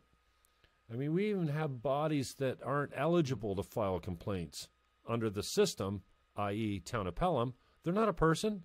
Well, that's actually... That's out of order right off the bat. I had never considered that, because one of the complaints that was filed against me was from Jeff Birch, who's... the director of the executive director of the Folk Arts Multicultural Center. And I remember about halfway through when it kind of most people were on the side of, this is a waste of money, this is ridiculous. The narrative was tried to be switched. Well, no, it wasn't Jeff Birch, it was the Folk Arts. Even worse. Yeah, so I actually don't know how that ever got cleared up. But that was what they kind of said, was it was actually the Folk Arts Board that filed this complaint. Just to give some background, I should have led with this, is the Folk Arts gets a grant from the city for their festival each year under the Grants and Festivals program, and they come to council and they tell us what they're going to use the money for. Right? It's kind of the, hey, tell us what you're doing with the taxpayers' dollars, right? And I had heard some issues. I love the Folk Arts Festival. It's I think I went to every open house the last 2 years, and there's about 30 some of them, there maybe 20. And they're different cultural societies. The Polish community, the Armenian community, the Ukrainian community all have their open houses in there, and they're just wonderful. But there were some issues, like I don't need to get into the weeds, but I heard from some of the cultural communities that there were some issues with the festival. They were worried about some concerns, and as a representative, I asked these questions, right? Just like I did last night with the NPCA. I don't know, you said you didn't watch, but I went, here's an email that I received with these concerns. And I asked them, right? They're not going to file at least I hope not, they're going to file an integrity commissioner complaint, because they were harsh questions. Like, I asked them, this was the NPCA, like, somebody's saying you're not filling your mandate because of this, this, and this. Like, I was pretty Bolton with them, and that's kind of what I was doing. I said, the cultural community has brought these concerns. Can you, answer? And the allegation was that I bullied them by asking these questions. And so that was the integrity commissioner complaint, was bullying. Now, there was a report. It went through. The commissioner, integrity commissioner, just said it was completely politically driven. I was really surprised, because this is a lawyer. His name was, I think it was John Mascarin who did it. Yeah, it was John Mascarin. And he's a lawyer, and so usually lawyers are careful with their language, but he used qualifiers like it was totally unwarranted and completely, like it was really like strong language. The report's available online. We received it at council. It's open to the public. Now, he wrote that report without ever contacting me, but the reason given was that it never actually got to the investigative stage. It was that he was able to just watch the video and see that there wasn't enough evidence to even go forward with it. Cool, man. So I mean, in this case, it worked out all right, but I mean, it could have very easily turned out the other way. And then what? You're sitting there going, "What? No one talked to me." Yeah. And we got this decision that says I'm guilty of this, this, and this, and this, and I don't even get to. And if I stand up in council once like Andy, right? If I stand up in council once it's out there, well, I'm going to fight the expert, right? Like, that's the $400 an hour guy. That looks pretty bad, right? So, it was a bit of a weird process to go through. The other integrity commissioner complaint, the complainant withdrew, I think, once they found that they didn't have enough evidence. But they withdrew it, so that never went all the way through the steps. But so I'm intimate with the process and the lack thereof, to be honest. I think that, as we discussed, there is a need for oversight. I think that there is a need. I'm a believer of that. But the standardization of a code would definitely be an important step to making it more effective. What's your take on capacity? I mean, this has been talked about a lot, official capacity. Yeah. And the code, I think, the code of conduct came before. Mascarin brought the code of conduct to the region. Yeah. And then Volpatti and Court gutted it, as far as they made 54 changes or amendments to it. It sounds like it might actually hold, but it's going to come back. It might be approved by the committee, though, and then come back to be ratified by council, and maybe there'll be some debate over that, but I'm not sure what happens there. But this idea, and then Sandy Annunziata, obviously, I don't know Sandy that well. I like Sandy kind of a lot. I went to high school with him, so I knew him from Notre Dame a little bit. He's a man's man, and I'm kind of that guy too. I don't agree with everything he does. He's obviously conservative, and I'm kind of a lefty. But big gonads, man, taking the chair at NPCA, and I think Timms was smart to get the fuck out of the way, because, he probably wants to be reelected again, and I'm thinking that probably being the chair of the NPCA for Bruce wasn't the most appropriate place for him to be if he wanted to be reelected. So I think he got out of the way smartly because of that. It was a hornet's nest for Sandy to get into, for sure. Like, I'm going to be honest, just big just last night, like with the debate that we had last night, like I almost wanted to stay quiet, right? Stay out of it. Don't say anything, because it's such a hornet's nest. But I realized, like, I had these questions from residents, and I needed to stand up and ask them, right? Like, this is because I didn't know the answers. So, and I'm certainly not prepared. And I love having this conversation. So thanks. Mike Britton's my guest, councillor for City of St. Catharines. We actually think in conversations. I mean, you can sit there and think all day in your head. Nothing ever changes. It's not until we try to articulate our argument, and this is what I do as an openness, low in conscientiousness. I'm about ideas, and I want to discuss the issues of the day mostly. But it's not until I put the words off my lips that someone will go, no, that's wrong. And we're talking about this Charlie thing with some Green Party friends, old Green Party friends, because I'm not really connected to the party that much. I was in Toronto this weekend. Had dinner with a couple of girlfriends of mine that were connected to the party that go way back to '06. And so I was articulating this frustration about Charlie, the 10-year-old. You know, and I probably got my information wrong, but I phrased it as like, at 10 years old, you shouldn't be able to say, okay, take this sexual organ off me and put a new one, a different one on. Like it sounds like. But it's not until I present my case orally and verbally and out to the universe that my friends and enemies, and by the way, I learn more from my political and functional enemies than I do anyone else. Because the yes people are like, oh, yeah. When you hang around with people all think the same, you don't learn a damn thing. So it's not till the words come off our lips that someone go, oh, dude, that's so wrong, and this is why. And then you soften your position on it. It's like, that idea is dead now. Rather than me dying, when, you know, I put the words out there, the idea either lives on, and you're validated that you feel right, incorrectly or not, and then if you're off base, you get shut down right away. So this is, again, goes back to, you know, and we started talking about Sandy in the official capacity, this idea that he's driving to CFRB every week in Toronto and claiming, I don't know, $150 in mileage or something like that, right? And everyone's drinking the Kool-Aid on this thing. And I'm not a Sandy Annunziata honk. You know, he's not my best friend. Never had a beer with the guy. It's just like you. I mean, I talk to people in politics. I can disagree respectfully and then go for a beer, but I mean, Sandy's not a friend of mine. So I reached out to him and said, like, what's this deal all about? Well, it's $4,000.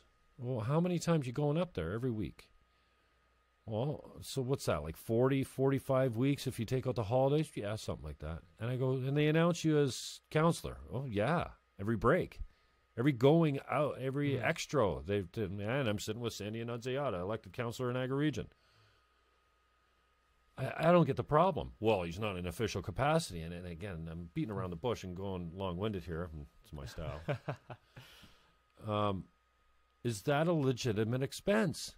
Well, damn straight it is to me. I'm the only guy that I know, well, that has said publicly, it's a good deal, man, $4,000. $4,000. Have you seen 1010's rates? Like, they're probably $100 a 30-second commercial, or 70 at least. I mean, here in town, I think I paid 50. And maybe you can get a good deal if you buy more. But 1010, their rates are astronomical, I would think. So, and Sandy's giving us some exposure. Maybe they're not talking about local issues, but nobody even talks local issues on our local talk station. Like, duh. They talk to roundtables, and don't get me started on the roundtable. But okay, so I came out and I said, you know what? I think it's a good deal. Because at $4,000, if he had 40 appearances, that's got to be 1,000 mentions. 1,000 mentions in going into the show, into the commercial, out of the commercial, at the beginning of the show, the promo for the show, the Facebook page of the show, you know, Agar's tweets and stuff like that. It's always Sandy, Niagara Region. So I think it's a good deal. But it really brought to light this idea of official capacity. So I'm interested on your take of when you're a councillor, when you're not a councillor. Because let's face it, some of our integrity meters are off. Some of us don't really get when we're acting. Our conscience is maybe a little bit conscious. What is it? Our conscience. Sometimes isn't going, that's inappropriate. Some people don't have that as much as others do. I kind of feel like if you live by your conscience, you're going to be okay. Yeah. But, you know, there's very few psychopaths out there that, you know, don't have a conscience. But you can't count on everyone for that. So then it comes back to the code of conduct. And then the code brings in the integrity commissioner. And how much time and money this is eaten up. Now, everyone's pissed off about this $44,000, you know, that Andy brought forward for a cost of, I think he was suing the region to stand up for his democratic right. That didn't go so well. But The tweets that brought his integrity commissioner complaints were out there for a year. Yeah. At least for months and months and months. They were there sitting there. Anyone could have looked at it and got offended. And it wasn't until this political movement that said, okay, let's go get them. We'll pull up this and we'll pull up that and we'll pull up this, and some in the media, some in council, some in different districts. All of a sudden, you know how much that one integrity complaint against Andy cost the taxpayers? $25,000. Wow. Because Mascarin is talking to people. Hi, I want to call and talk about Andy offended me. Oh, go on. He talks for 2 hours. That's $800, $900. Yeah. Ding, ding, ding, ding. Like, I don't get it. So, yeah, I appreciate your thoughts on this idea of, you said watching football in the basement of my friend's house. Yeah. Andy talks about being on a fishing boat up north. An activist here in town here was talking about, a certain councillor going topless on a beach, how that was inappropriate. Really? In Ontario? Yeah, so I think there's two parts to this, and one is the 24, or, your official capacity, and the other part is what the code dictates. I tend to fall on the side of you are kind of on the clock more often than not, to be honest, 24/7. I fall on that side of that spectrum, and I think it's because you're expected to you're held to a higher regard as a politician. My classics background reminds me of, there's a quote Caesar said, Caesar's wife has to be above reproach, right? Even his family has to be, the perfect. It has optics, right? So there's a story back, and he divorced one of his wives because there was an implication that she was sleeping around. She wasn't. He knew she wasn't. But he divorced her because of the implication. Caesar's wife has to be above reproach. So obviously that's 2,000 years ago, not, but that idea that politicians are held to a higher regard, I believe in that. I do. That said, then there is what you were talking about, which is freedom of speech, which is they can be held to a higher regard, but they can also speak their mind, right? They shouldn't be attacked for going to church. I think Selena Volpatti made that point during the code discussions at the region. She said, I'm Catholic. I go, to church, and my church believes in X, Y, and Z. I shouldn't have to defend that, right, in a political court of law, because this is my beliefs. And I was like, yeah, that's a fair point. So I feel like it's the issue with the code. So yes, I would say you're on more often than not. But I don't think the code should be attacking personality traits, in that sense, the belief structure. Mm-hmm. As we talked about earlier with my integrity complaints, I believe that there needs to be an oversight body, but it needs to be far better regulated. And actually, I'm going to get into a different issue here a little bit, but when the first things about the tweets and Andy Petrowski came up, I actually asked my city council for a review of our code of conduct. So that's something that should be coming back anytime now, because that was over 2 years ago. We have an issue with backlogs and reports and stuff like that. So, I asked for that almost immediately after. I didn't really get any press or anything. We didn't strike a committee, but we're looking at reviewing ours and making sure that it does follow guidelines. I don't think I mentioned follow the charter or anything like that. Well, I think you need this. I think the code of conduct needs to be measured to the charter, and it needs to be nationwide. I think that the municipal governments all over the place are having a frustration with what do you do with a Rob Ford when he goes rogue? Yeah. Short of being incarcerated, there's no real function to get. So do we need a recall mechanism?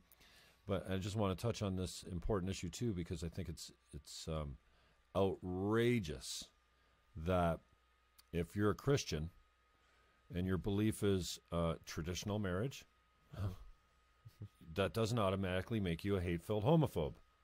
Yeah. If you're pro-life, doesn't mean automatically you hate women. This is what the left is spewing these days, and this is why I'm so turned off with it. We have a pro-life demonstration at the corner of Martindale and 4th Ave. They got their really graphic signs, and I'm not down with that, but there's certain freedom of speech in that, too. I know there's an argument of what happens when I drive my 4-year-old or my 10-year-old by that goes, Mommy, why is there a dead baby on that placard? Well, placard, you wouldn't be using that term, but... it's very intelligent for you. So, measuring the freedom of speech, the aspect of freedom of speech was so important, especially for the ideologues, for the racist, homophobic, intolerant assholes out there. It's important, especially important for them, so that they can show the world what an idiot they are. Mm. But the idea that if you're pro-life, you hate women is so far whacked out. Like, this is where the conversation stops. Oh, you hate women. So they're protesting on Martindale Road. Some jackass comes up shirtless with something written on his shirt, obviously looking for confrontation. He stomps all over their signs. This actually happened. I don't know if you heard this. It got reported. And, man, do we have a low threshold for what is news these days, especially locally? Ugh. Yeah. And I'm not saying this is news. Don't get me wrong. Bad interviews. The idea. So this guy comes up, and he stomps all over their signs and tries to ruin their signs. And he's probably having words with them, too. In my mind, it's like, if you spit on someone, that's assault. If you throw blood on someone, that's assault. If you take their sign out of their hand and put it on the ground, even though you maybe haven't even touched them, I think that could be threatening, and it could be seen as assault. And I figure that's more assault, destroying a protester's sign at a picket. Imagine doing that at the picketers right now at Niagara College. No. You think that you get away with that? Oh, no. So, again, I think that's more assault. So then, on social media, one of my favorite left-wing wackos who's like, diversity everywhere, equality everywhere, quotas. Like, come on, man. We can't legislate diversity and equality. We're not freaking equal for the first part, and let's talk about why, both with racists and sexists. So he says, more of this. I'm like, more of what? Assault? Mm-hmm. Yeah. I'm like, dude, assault over free speech. Got it. And so I hate women because I'm pro-life. I'm not pro-life. But because I came out in that argument in favor of the guy that was the people that were demonstrating, not the guy that was assaulting them, now I hate women. So I find it sickening, actually, how your limiting beliefs, being whatever they are, being based in Christianity or whatever. And it's funny because if I say I'm in favor of traditional marriage, many would say I'm a homophobe, and I'm not. I mean, I love who you want. I think that's fine. Dolphins are gay in the wild. I think humans are gay naturally. You don't learn to be gay. Can't turn it off. But this idea that as soon as you come out in favor of something, that makes you a certain way is it makes me sick, and it also stifles the conversation. And more so now, I think the left is engaging in this identity politics of you're a racist homophobe because you believe in this, and I said the other day the fundamental Western values that we've assumed are valid. And everyone's like, what? How can you say? Well, yeah. Like, we have some fundamental Western values that have worked for a long time. And how can you prove it? Well, people want to come to these countries, North America. They want to live here for what reason? Because our assumptions about society and civilization have worked and are still working hundreds and hundreds of years and sometimes thousands of years. Well, and if you want to see where those are based, I know in the States, there's the one nation under God, of course. But in our charter, we have the same thing, right? Our national anthem. God save this land. It's very. But now we're seeing that prayer taken out. Soon the national anthem will be changed because it only deals with one God. I went to a hotel in Markham this week. Wow, what an experience that was. I like going to Toronto, but I'm never immersed in that much culture. And to be the minority, it's an interesting. It's weird, man. Especially when it's like. If I go to Harlem, I guess, you expect everyone to be black around you. But in Canada, like when I walk into McDonald's and I'm the only white guy there and everyone's Asian or Chinese, I'm like, wow, this is weird. It's a learning experience. It's different for me. I spent some time in Scarborough doing some work and in Brampton and there's many situations there. And I've learned a lot because I try and engage and I try and learn. It's the reason I like the Folk Arts Festival is when you go into one of those open houses and everyone's, you're at the Armenian Center, or everyone, you go to the Hindu Samaj, or, you go to the mosque. I've been to the mosque a number of times, and it's interesting. It's fascinating learning. Like, and that's, I think, the feeling you get, I think that's what you're saying. The feeling you get, like you feel something when you're in a room and you're, oh, wow, I'm the only, white guy or whatever. Yeah. You get that feeling.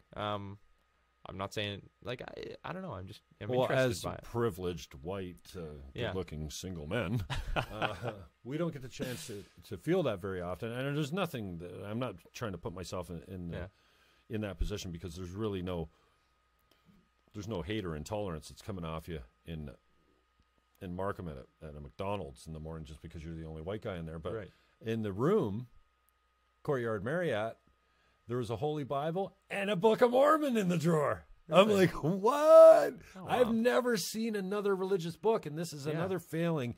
I can't remember the speaker, but it's just struck such a chord with me. Universities are failing us, and I think they're about to change for the better rapidly soon. Knowledge is everywhere. We can watch university lectures online for nothing. And I think a lot of that is where we'll be educated. And you want to have a standardized test. You want to watch all these things and go write the test. You should be able to get a degree. But what our learning, especially our higher learning institutions, but even in an elementary school, why don't we teach more world religions? Because if I don't understand what the Muslim creed is or what they believe in, then I can't have any respect for it. And if I just grew up Christian my whole life, even though I grew up Catholic and I consider is that Christian? Yes. This is the failing of our learning institutions is teach them all. Yeah. You're not going to have to in-depth into all of them, but that way when we roll up on a Chinese guy who claims to be Hindu or whatever, I think it's Hindu, one of the predominant religions over there, at least you got a background into what makes him tick and what his core values are, because just being in our little silos is just making us more racist and intolerant, which, I've said many times before, I think is humans' natural proclivity. One of my favorite new words. Ooh. Yeah. So, and it also fosters a discussion. So it just seems like most of the time now, the left and the right is just like, oh no, you're hate-filled.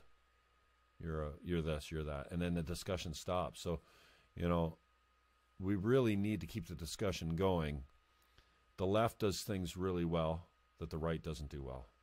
And the right do a lot of things well that the left doesn't do well. And we've talked about this on other shows, so I won't beat it up. But these are personality types that have been documented over many decades at least, as we try and understand our own minds, our own consciousness. Like, what the hell? Why does a consciousness serve us? There's not many other animals that have consciousness, but we're finding it in chimps now. If you put lipstick on a chimp and show him his picture in a mirror, he'll wipe it off. So he has to be conscious at some level. Maybe not that he's going to die in 20 years like we are, Yeah. But there's, and I just find here we don't even know where we came from for sure. There's a theory of evolution. That's why they call it a theory, because there's so many damn holes in it. And then we have, books like the Bible that are sometimes metaphorical stories, I think, that, that are told in ways that we can understand. Jesus literally talks in parables. Like, they're literally, here's this story I'm going to make up for you to prove a point. Right? Jesus isn't a literalist. But then we will defend to the death our God that we don't even know exists. Or we don't know is the right God. But we will fight to the death to defend our God. And we don't even know where we came from for sure. We could be an alien ant farm,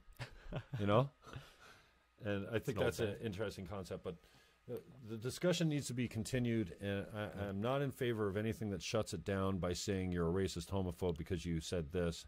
I made the joke, if I tweet out a naked picture of me sitting on a stool with my legs open, no one's going to call that pornographic. So the media does have to have a responsibility of, okay, and I fell for it too. But you don't, we're all in this together and we're getting nowhere by fighting each other. And this is what Trump has brought to the forefront. And I think This transgender discussion has really brought the feminists and some of the people that are struggling with sexual identity out, and I don't understand it. I'm learning right here, and then so talking to you, me too. Completely ignorant of some of these facts. I only have some beliefs that are hardwired into me and have been, conditioned into me by society that I'm wrestling with because I'm like, ooh, 10-year-old Charlie? I don't know. So two things that we touched on a few times that I wanted to expand on. I don't know how we're doing for time, but great, man. You were just talking about the media and locally and how, you've had some issues with it, of course, on the radio and all different levels. I have to say, so far I've only been in this gig now almost 3 years, like just under 3 years. I've been pretty lucky, I think, at council with both our reporters from both our major, Karina Walters from the Standard and Melinda Cheevers, and before her Scott Ross from Niagara This Week. They are, I don't know what you think of their writing, but like it's very, here's what happened. If you look at their NPCA article just this morning from last night, that was a complicated 2.5-hour issue, and it was like, here's what happened. I would say that both sides of the coin should be happy with that article. Like, at least I read it and I went, that's as a factual account of what went down. Yeah. And so I would say that with at least my experience, even at 610, they've invited me on for certain issues. Hey, you moved this motion about Facer Street. Why don't you come on? So, like, I feel like I've been given a pretty fair shot. But then there, as we talked about Andy and like the kind of constant, pushing on them. So I feel like I've been pretty lucky with media locally. So that was just the one point. And I sound like I'm poundering right now trying to get press. But if you're watching, write a nice article. No, I'm not getting on 610 anytime soon. But I think I can look back. Advertising. Something I just mentioned to you, I'm in the process of redoing my website. And one of the things I'm doing on it is just compiling past news articles. Obviously a little bit of self-promotion, obviously, for myself, but like, here are the news articles, and just going through them was a nice little look back at what's been accomplished, what's been done at council, and I would say those articles, I even put in some of them about where we had some budget squabbles that were quite vocal, between myself and the budget chair and the mayor. Wow. I'd love to be in the room for that. But so I'm just saying, can like, you come to budget committees committee meetings of budget at the city? Pardon? Are they public, those meetings? Yeah, they're public. And they're live streamed now. Oh, okay, cool. Which is great. That's a new thing this year, I think. But anyway, so like, I put you those and Cisco articles. and the mayor don't see eye to eye on every subject all the time. You have your Have own you not seen these articles? He shut off my mic the one time. He got mad that I used a PowerPoint presentation. So.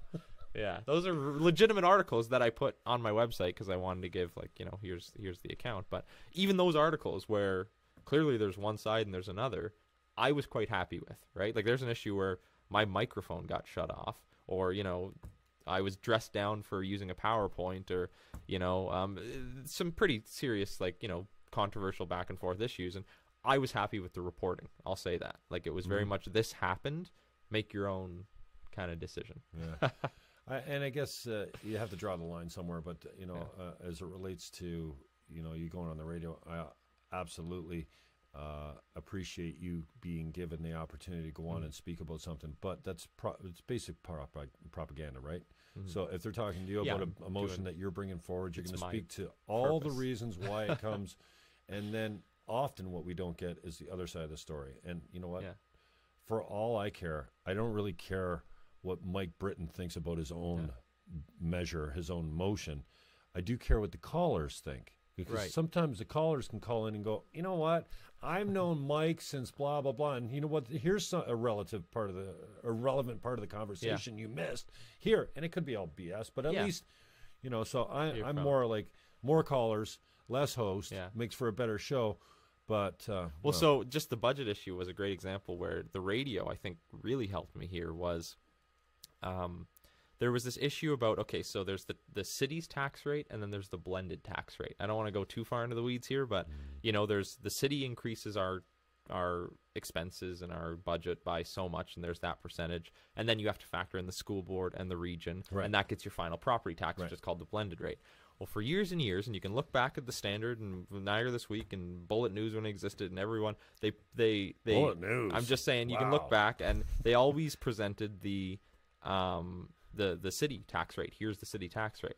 Well, 2 years ago, we had a bad budget year, and there were legitimate reasons for it, so I wasn't even actually arguing that point, but I was arguing transparency, which was we were now advertising the blended tax rate. It was the first thing you see when you open the budget book, because that was the year the region came in at 0%, and it made it look like we did a very good job. So our rate was 5%. It was a 5% tax increase, with the inflation being 2%. And so anyway, I said that's wrong. I said we should not be showing the blended tax rate when for years and years we've been showing the city tax rate. That was my argument, and nobody would listen to me. And maybe this is a little bit about the media, but I said it in the budget chambers. I actually called Grant LaFlèche, funny enough. I thought he was. I called Grant LaFlèche because I thought he would be the one to. I don't know that name. I thought he would be the one to want to like sink his teeth into the story, because I said it in budget chambers, nobody picked it up. I said it, again, nobody picked it up, and so I called Grant, and I thought he'd sink his teeth into this, and his response was simply, "Well, I don't cover St. Catharines City Council, so maybe talk to Karina." Right? That was his response, and it was funny because about a week later, after I did get press, he wrote an article on me, which was funny. But just to say, maybe Grant LaFlèche, did you say? Maybe he's just like an opinion. Maybe he's a columnist, not a reporter. Yeah. I thought maybe because I thought he could expand into a Niagara. Because the year that the region came in at 0, other municipalities started doing the blended rate too. Pelham did it. I think Fort Erie did it. Like other cities started doing that same propaganda in this sense. So anyway, after all this, and I wasn't getting any press, or I wasn't getting any knowledge on this, I wanted people to know it's 5%. Because how do you call your counselor and say, I'm not okay with 5% if you don't hear the 5% number? So then I called up 610, and they went, yeah, come on, talk to us, right? And after that, there was articles in Standard. There was the article. Because they don't have to pay you to come on. It's free content. They're thinking Bell won't pay for a new host out here, so get Mike Britton to come on. But I'm just saying, have to pay him. I have to thank 610, because after that time that I was on the radio, they weren't all great articles, like in the sense that they were saying, Mike Britton blindsides the budget chair, and he goes up, and is this the breaking of the Cisco 5? And Doug Harrod wrote an article calling me the Yoko Ono of the Cisco 5. Doug. Is he a comedian? Anyway, yeah, he is actually, I think. But he thinks he is. Anyway, so it wasn't all good press, but the 5% number was out there. And after I went on that radio, we knew about the 5%. Now it ended up still being 5%, but my mission was accomplished, which was transparency in that number. And then it finally got reported after 610 picks it up, because 610 can't say something without, and vice versa. Yeah. I mean, 610 takes a lot of their news from the print in this town too, because the print's got a little bit more resources as far as sending the guy out to do some investigation. I mean, when we found out the bridge was being, I was at the station when the bridge, when they stopped working the bridge, and I called Tripp, and I'm like, hey, I didn't know him at the time. I still don't know him. What's up with the bridge? Oh, we're shutting it down for Easter. I'm like, it's Tuesday. Easter's not for 4 or 5 days. What do you mean? And then it came out that there were some stability issues. So I don't have time for the propaganda so much. But anyway, that was just my little media rant. The other issue, I don't know if you had one queued up, but we were talking a little bit about women, and you talked about that one culture where the women were all working together, the 15, and they. Well, this is in every culture. But women were something together. About women in politics. I've been looking into this a little bit recently.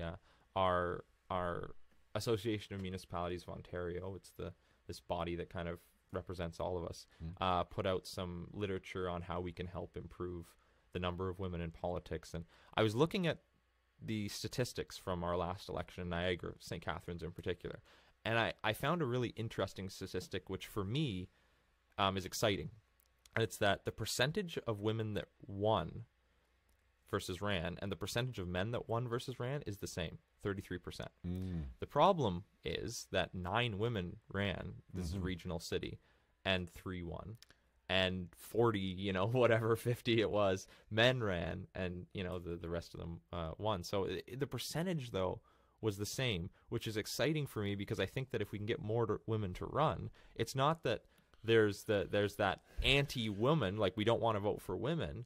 Sexism exists. Sexism is still a problem, but the fact is, if we get more women to run, I think more women will be elected, and that's a really. And I think a society as a whole will be better. What I'm afraid of is quotas, and I will say that I think that, and for places like the United States, and maybe it's too simple of an analogy, but before Clinton lost, which I lightly predicted. I mean, the day before, I said to the girl I was getting water from, I'm like, oh, wait till you wake up tomorrow and Donald Trump is president. I was half joking, half not. Women are smarter than men. Boys are stupid. They're and women just don't have any fucking idea what it means to think about sex thousands of times a day. They don't have that problem. We have this thing called testosterone that makes us stupid and aggressive and more sexually driven, I think. I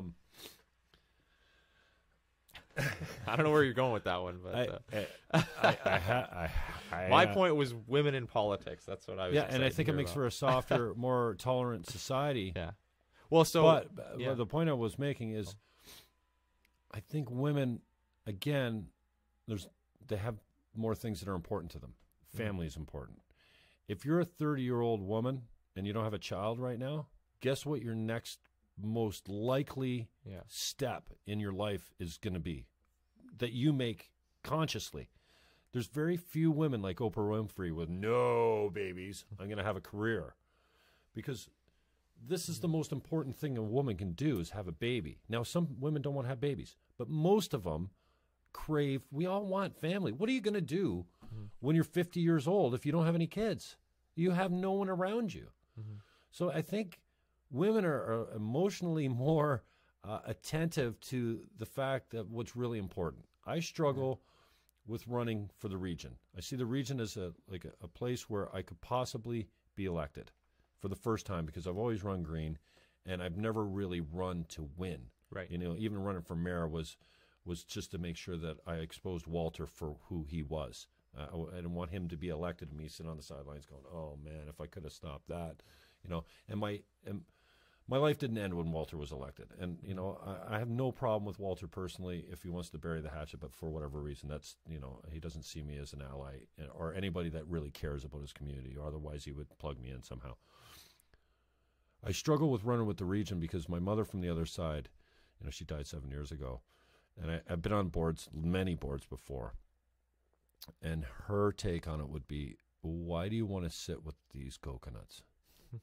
With these people that don't really have anything better to do? The people that are really killing it out there, that are really have good businesses, they don't have time to run for the region. So what do you get as a candidate? What do you get as a candidate for a potential election? Now, you're a young guy, and you're putting your heart and soul into this, but most people have businesses and jobs, and they can't afford. And I think on some level, women look at this and go, I'm not fucking going to sit up with those turkeys because they're stupid. Yeah. They don't get it, and I'm way too intelligent to be with them. So I think there's a whole bunch of natural reasons why, and there's no gender pay cap. Like, stop it. Women are making more money, and the younger women are making more money than the younger men right now in lots of areas. Well, so just the note of the women personality on council. On city council, we have two, and Sandy Bellows was elected, same time I was, and she's actually stood up a few times when maybe it'll be a contentious issue, and she'll say, I've never seen her stand up or say anything. I'm just I want to get this right, because she has this. She'll one time just said, if you boys can't play nice in the sandbox, sexist, right? But she said that before, right? When we're really in a contentious issue, and it's almost, she brings us back to reality, right? We're blowing something out of proportion, or whatever the case may be. Well, that's where she wasn't able to make it last night at the NPCA, but issue. But I feel like she's been that kind of calming, nurturing mother figure. Yeah, like I call sexist. I call her my political mom because she actually went to high school with my actual mom. And yeah, so it's a small world. It seems everybody went to Grantham High School in the city with my mother. But anyway, so they're I think the same age or within 1 year. So when we go to events and whatever, she's my political mom. I'm the same age as her son. Yeah, it's kind of fun. We have a good relationship, and she definitely does bring that reason. Okay, it's 11:38. I got to get you out of here for a nooner, but just talk to me about what's coming up. You got Buchanan House, dog park, picnic tables, first vote. You want to hit any of that stuff? How we get a hold of you? Well, I mean, you got as much time as you want. You want to blow your lunch? Let's keep going. I'll spend a few minutes. I don't mean blow your lunch. I mean blow your lunch date. No, I don't mean blow your lunch date. Yeah. I mean. Anyway, I mentioned I'm a comedian. A little bit. I'm going to put that on my Twitter feed so that I can say anything I want, and these outrageous statements won't be tarring me as a snowflake or an intolerant, racist, homophobic bigot. But so some ward issues, and I can't believe we went 2 hours without talking about Facer Street, which is something I talk about in every interview, it seems. Facer Street? Oh, Roberto's Pizza. I know Roberto's Facer Street. But as far as what's coming up next is the Buchanan House. There was just an article actually in the paper about a partnership the city struck with Links for Greener Learning, which is an organization that helps do community gardens. They work with kids. They teach. It started off actually teaching new Canadians, immigrants, how to have sustainable gardens and things like that. And the city's entered into a partnership this past year at Buchanan House, which is the building just across the street from Laura Secord. Right. And so they've put in some gardens there. They had this wonderful kids program called Eco Kids, and it was like a summer camp kind style thing, and they had workshops. I visited it about a week in, and I was blown away by how much the kids know. They would know way more about how to plant and what, the nutrients that things need, and they learned things about, how do you protect certain plants from certain bugs. You plant like onions around the outside of the garden. It was really an amazing learning experience. So just last night at council, we approved a 5-year lease with them for that area. They're going to expand. I'd like to see an actual community garden where people can go like rent plots there. So we're in talks about that, and it's really an exciting initiative that the St. Catharines City Council has done a lot for like greening initiatives, and I know that's something close to you, to your heart.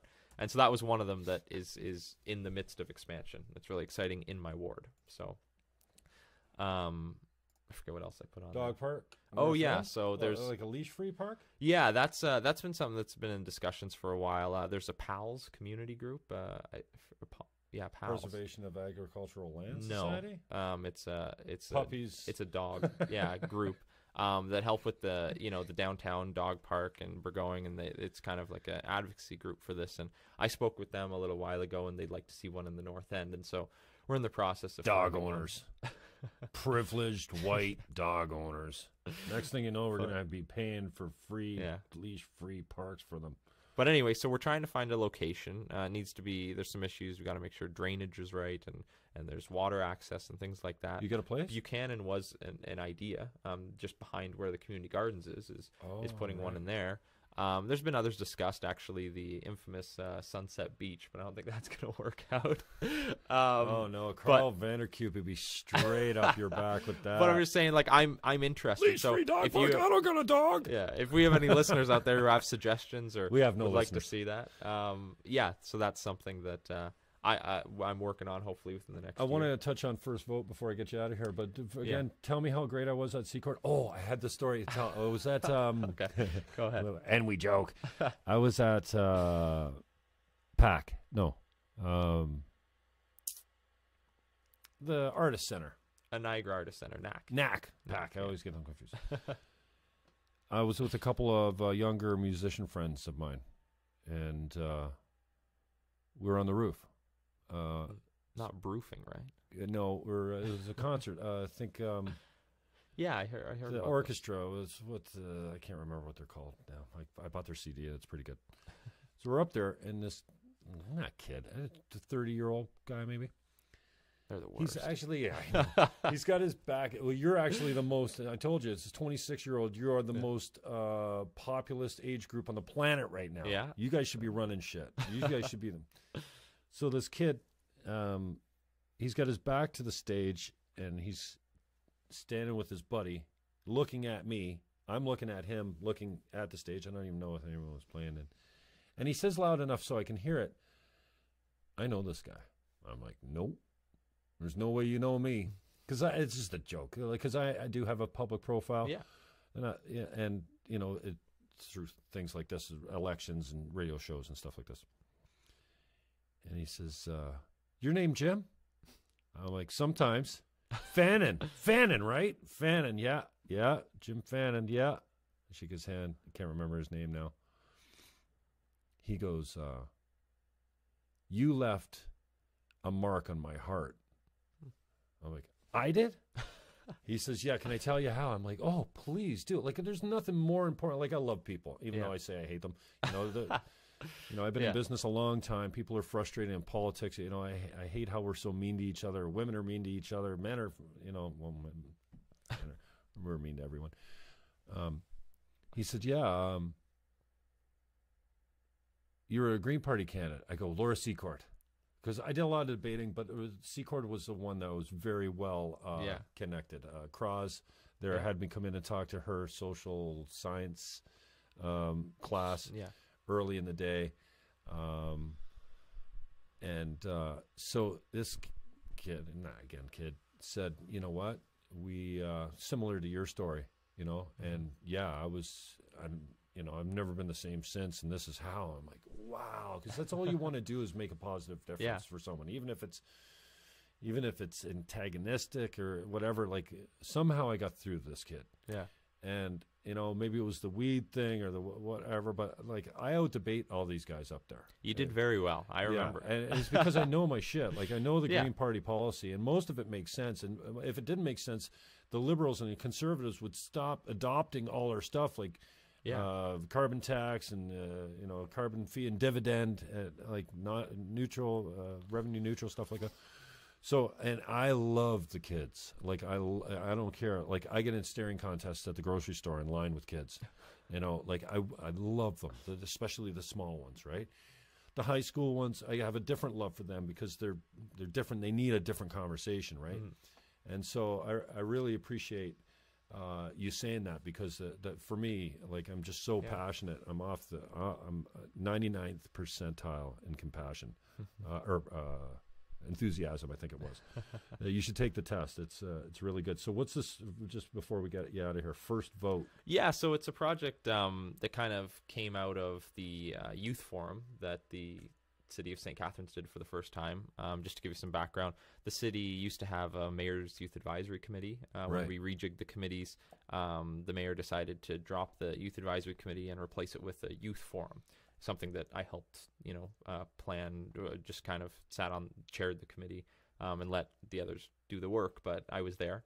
And it was a great, forum. We talked about civic engagement. We talked about the importance of getting involved in your community. And it was an amazing day. And at the end of it, one of the participants, who I knew actually he's in a local band. I don't know if you know Tuscany. Do you know Tuscany? I don't think I've heard those guys. I might know the guys. Yeah, but. So the guys, Nico Tripodi and the Tripodi. Yeah, and Sophia DeLuca. Yeah, those names sound familiar. But anyway, so they're in a band called Tuscany. Little promotion for you guys. Yeah, local music, Niagara Rocks. But anyway, so Nico was at this youth forum. He's a grade 12 student, and he said this was an amazing day. Loved it. What next? What do I do next? How do I keep getting involved? He's incredibly involved. He's a student trustee at the Catholic district school board. Like, he's a very involved kid. And so I thought about it. I was like, okay, like, what next? What are we doing? And so him and there's another girl who was a speaker at the youth forum. She was a speaker. She was in grade 12 then. Now she's in poli-sci, of course, near and dear to my heart, at Brock University. And we've kind of banded together, and we're trying to create this conference, to engage grade 12 students in particular, because we came to the realization, just the three of us sitting around kind of talking like this, but without cameras, that there's no cameras here. What are you talking about? Grade 12 students, the next provincial election is in June of next year, and half of grade 12 students are going to be old enough to vote in that election. I never experienced that. To 16, by the way. But like, I've never experienced that because I have a late birthday, right? So like, I was, but me too. Half of grade 12 students can vote in the next election, and that's the percentage that will is going to be very low, right? Like Maybe it's that's why I take it into the region. All these guys that I was training, like guys like you, are now old enough to vote, and they remember I'm the weed guy. Yeah, we want Bannon in there. Anyway, we're trying to create a program where we can actually speak to the grade 12, speak to the grade 12s, show them the importance of how this affects them. You know, how that politics in general. This is specifically on politics as opposed to the broader civic engagement conversation, but we want to create a program where it shows them the importance, gets them involved, and gets them educated. Because, you know, I remember being in grade 12, as I said before the debate that you were at. I wasn't engaged, like, really, and you're not sitting at home watching political ads and researching platforms, and you know. And it's been 2 years since civics class if you're in grade 12, so you probably haven't thought about politics. Why? For 2 civics years. class comes grade up. 10. Oh, it's only grade 10. Grade 10. Civics. Oh, yeah. So this is the thing. So we're trying to kind of re-energize that in grade 12. You know, if somebody got sparked in grade 10, maybe re-energize that, or whatever the case may be, and we want to sounds like a great try program, and create. man. So it's very preliminary, like nothing's confirmed. We've had some preliminary conversations with the DSBN. You know, I'd like to involve Brock University. You know, so it's exciting. Let me know if I can help. Yeah, I'm not all that affiliated with the Greens anymore. I don't have anything to do with the local association. I'm not a member provincially or federally anymore. I watch as it goes, and still, you know, my favorite political party probably because they speak to me more as far as policy goes, and I think they're very forward thinking. But just so you know, I can come in and be unbiased. Well, not unbiased, but not affiliated. Yeah. But no, Mike, I really appreciate your time. Yeah. I know you got to get going to your lunch meeting, but thank you.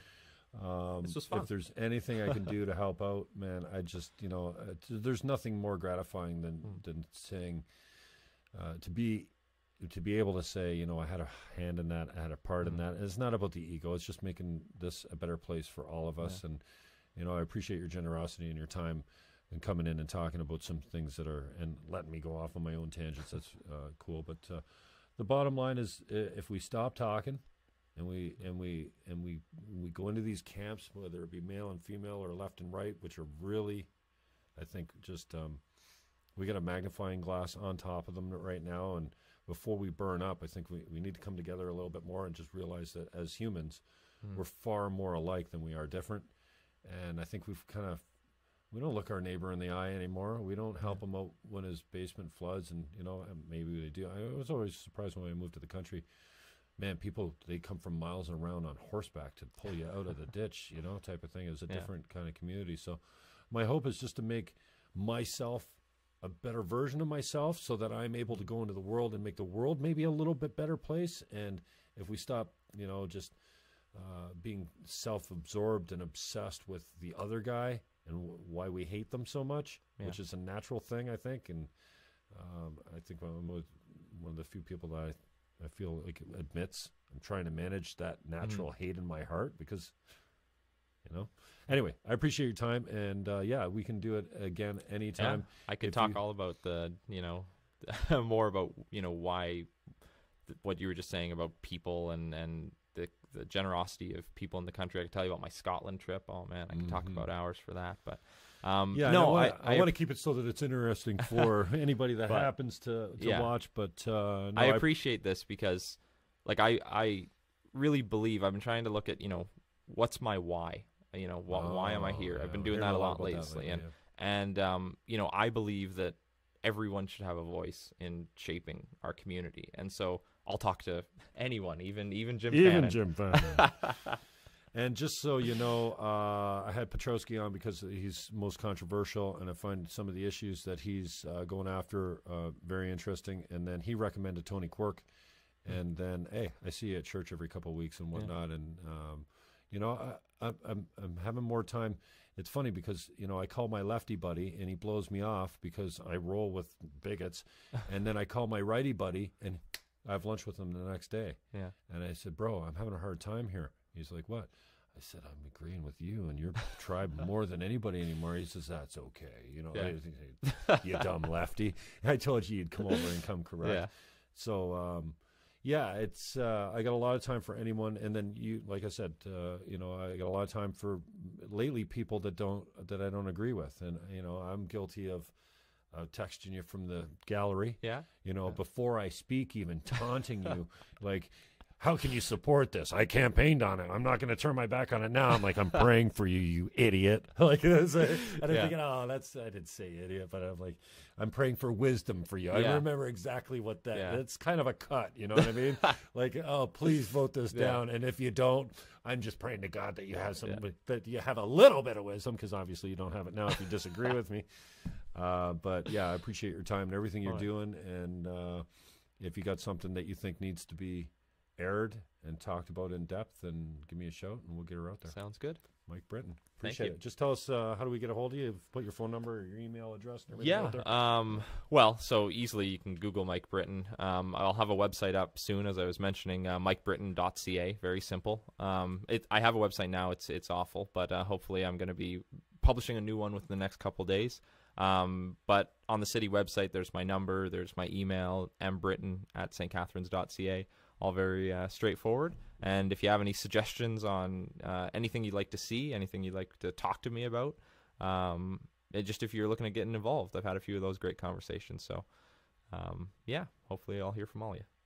All right, Facebook Live, we're getting out of here. Thanks to Mike Britton, and thanks to you guys for watching. It'll be up on YouTube later. Peace out.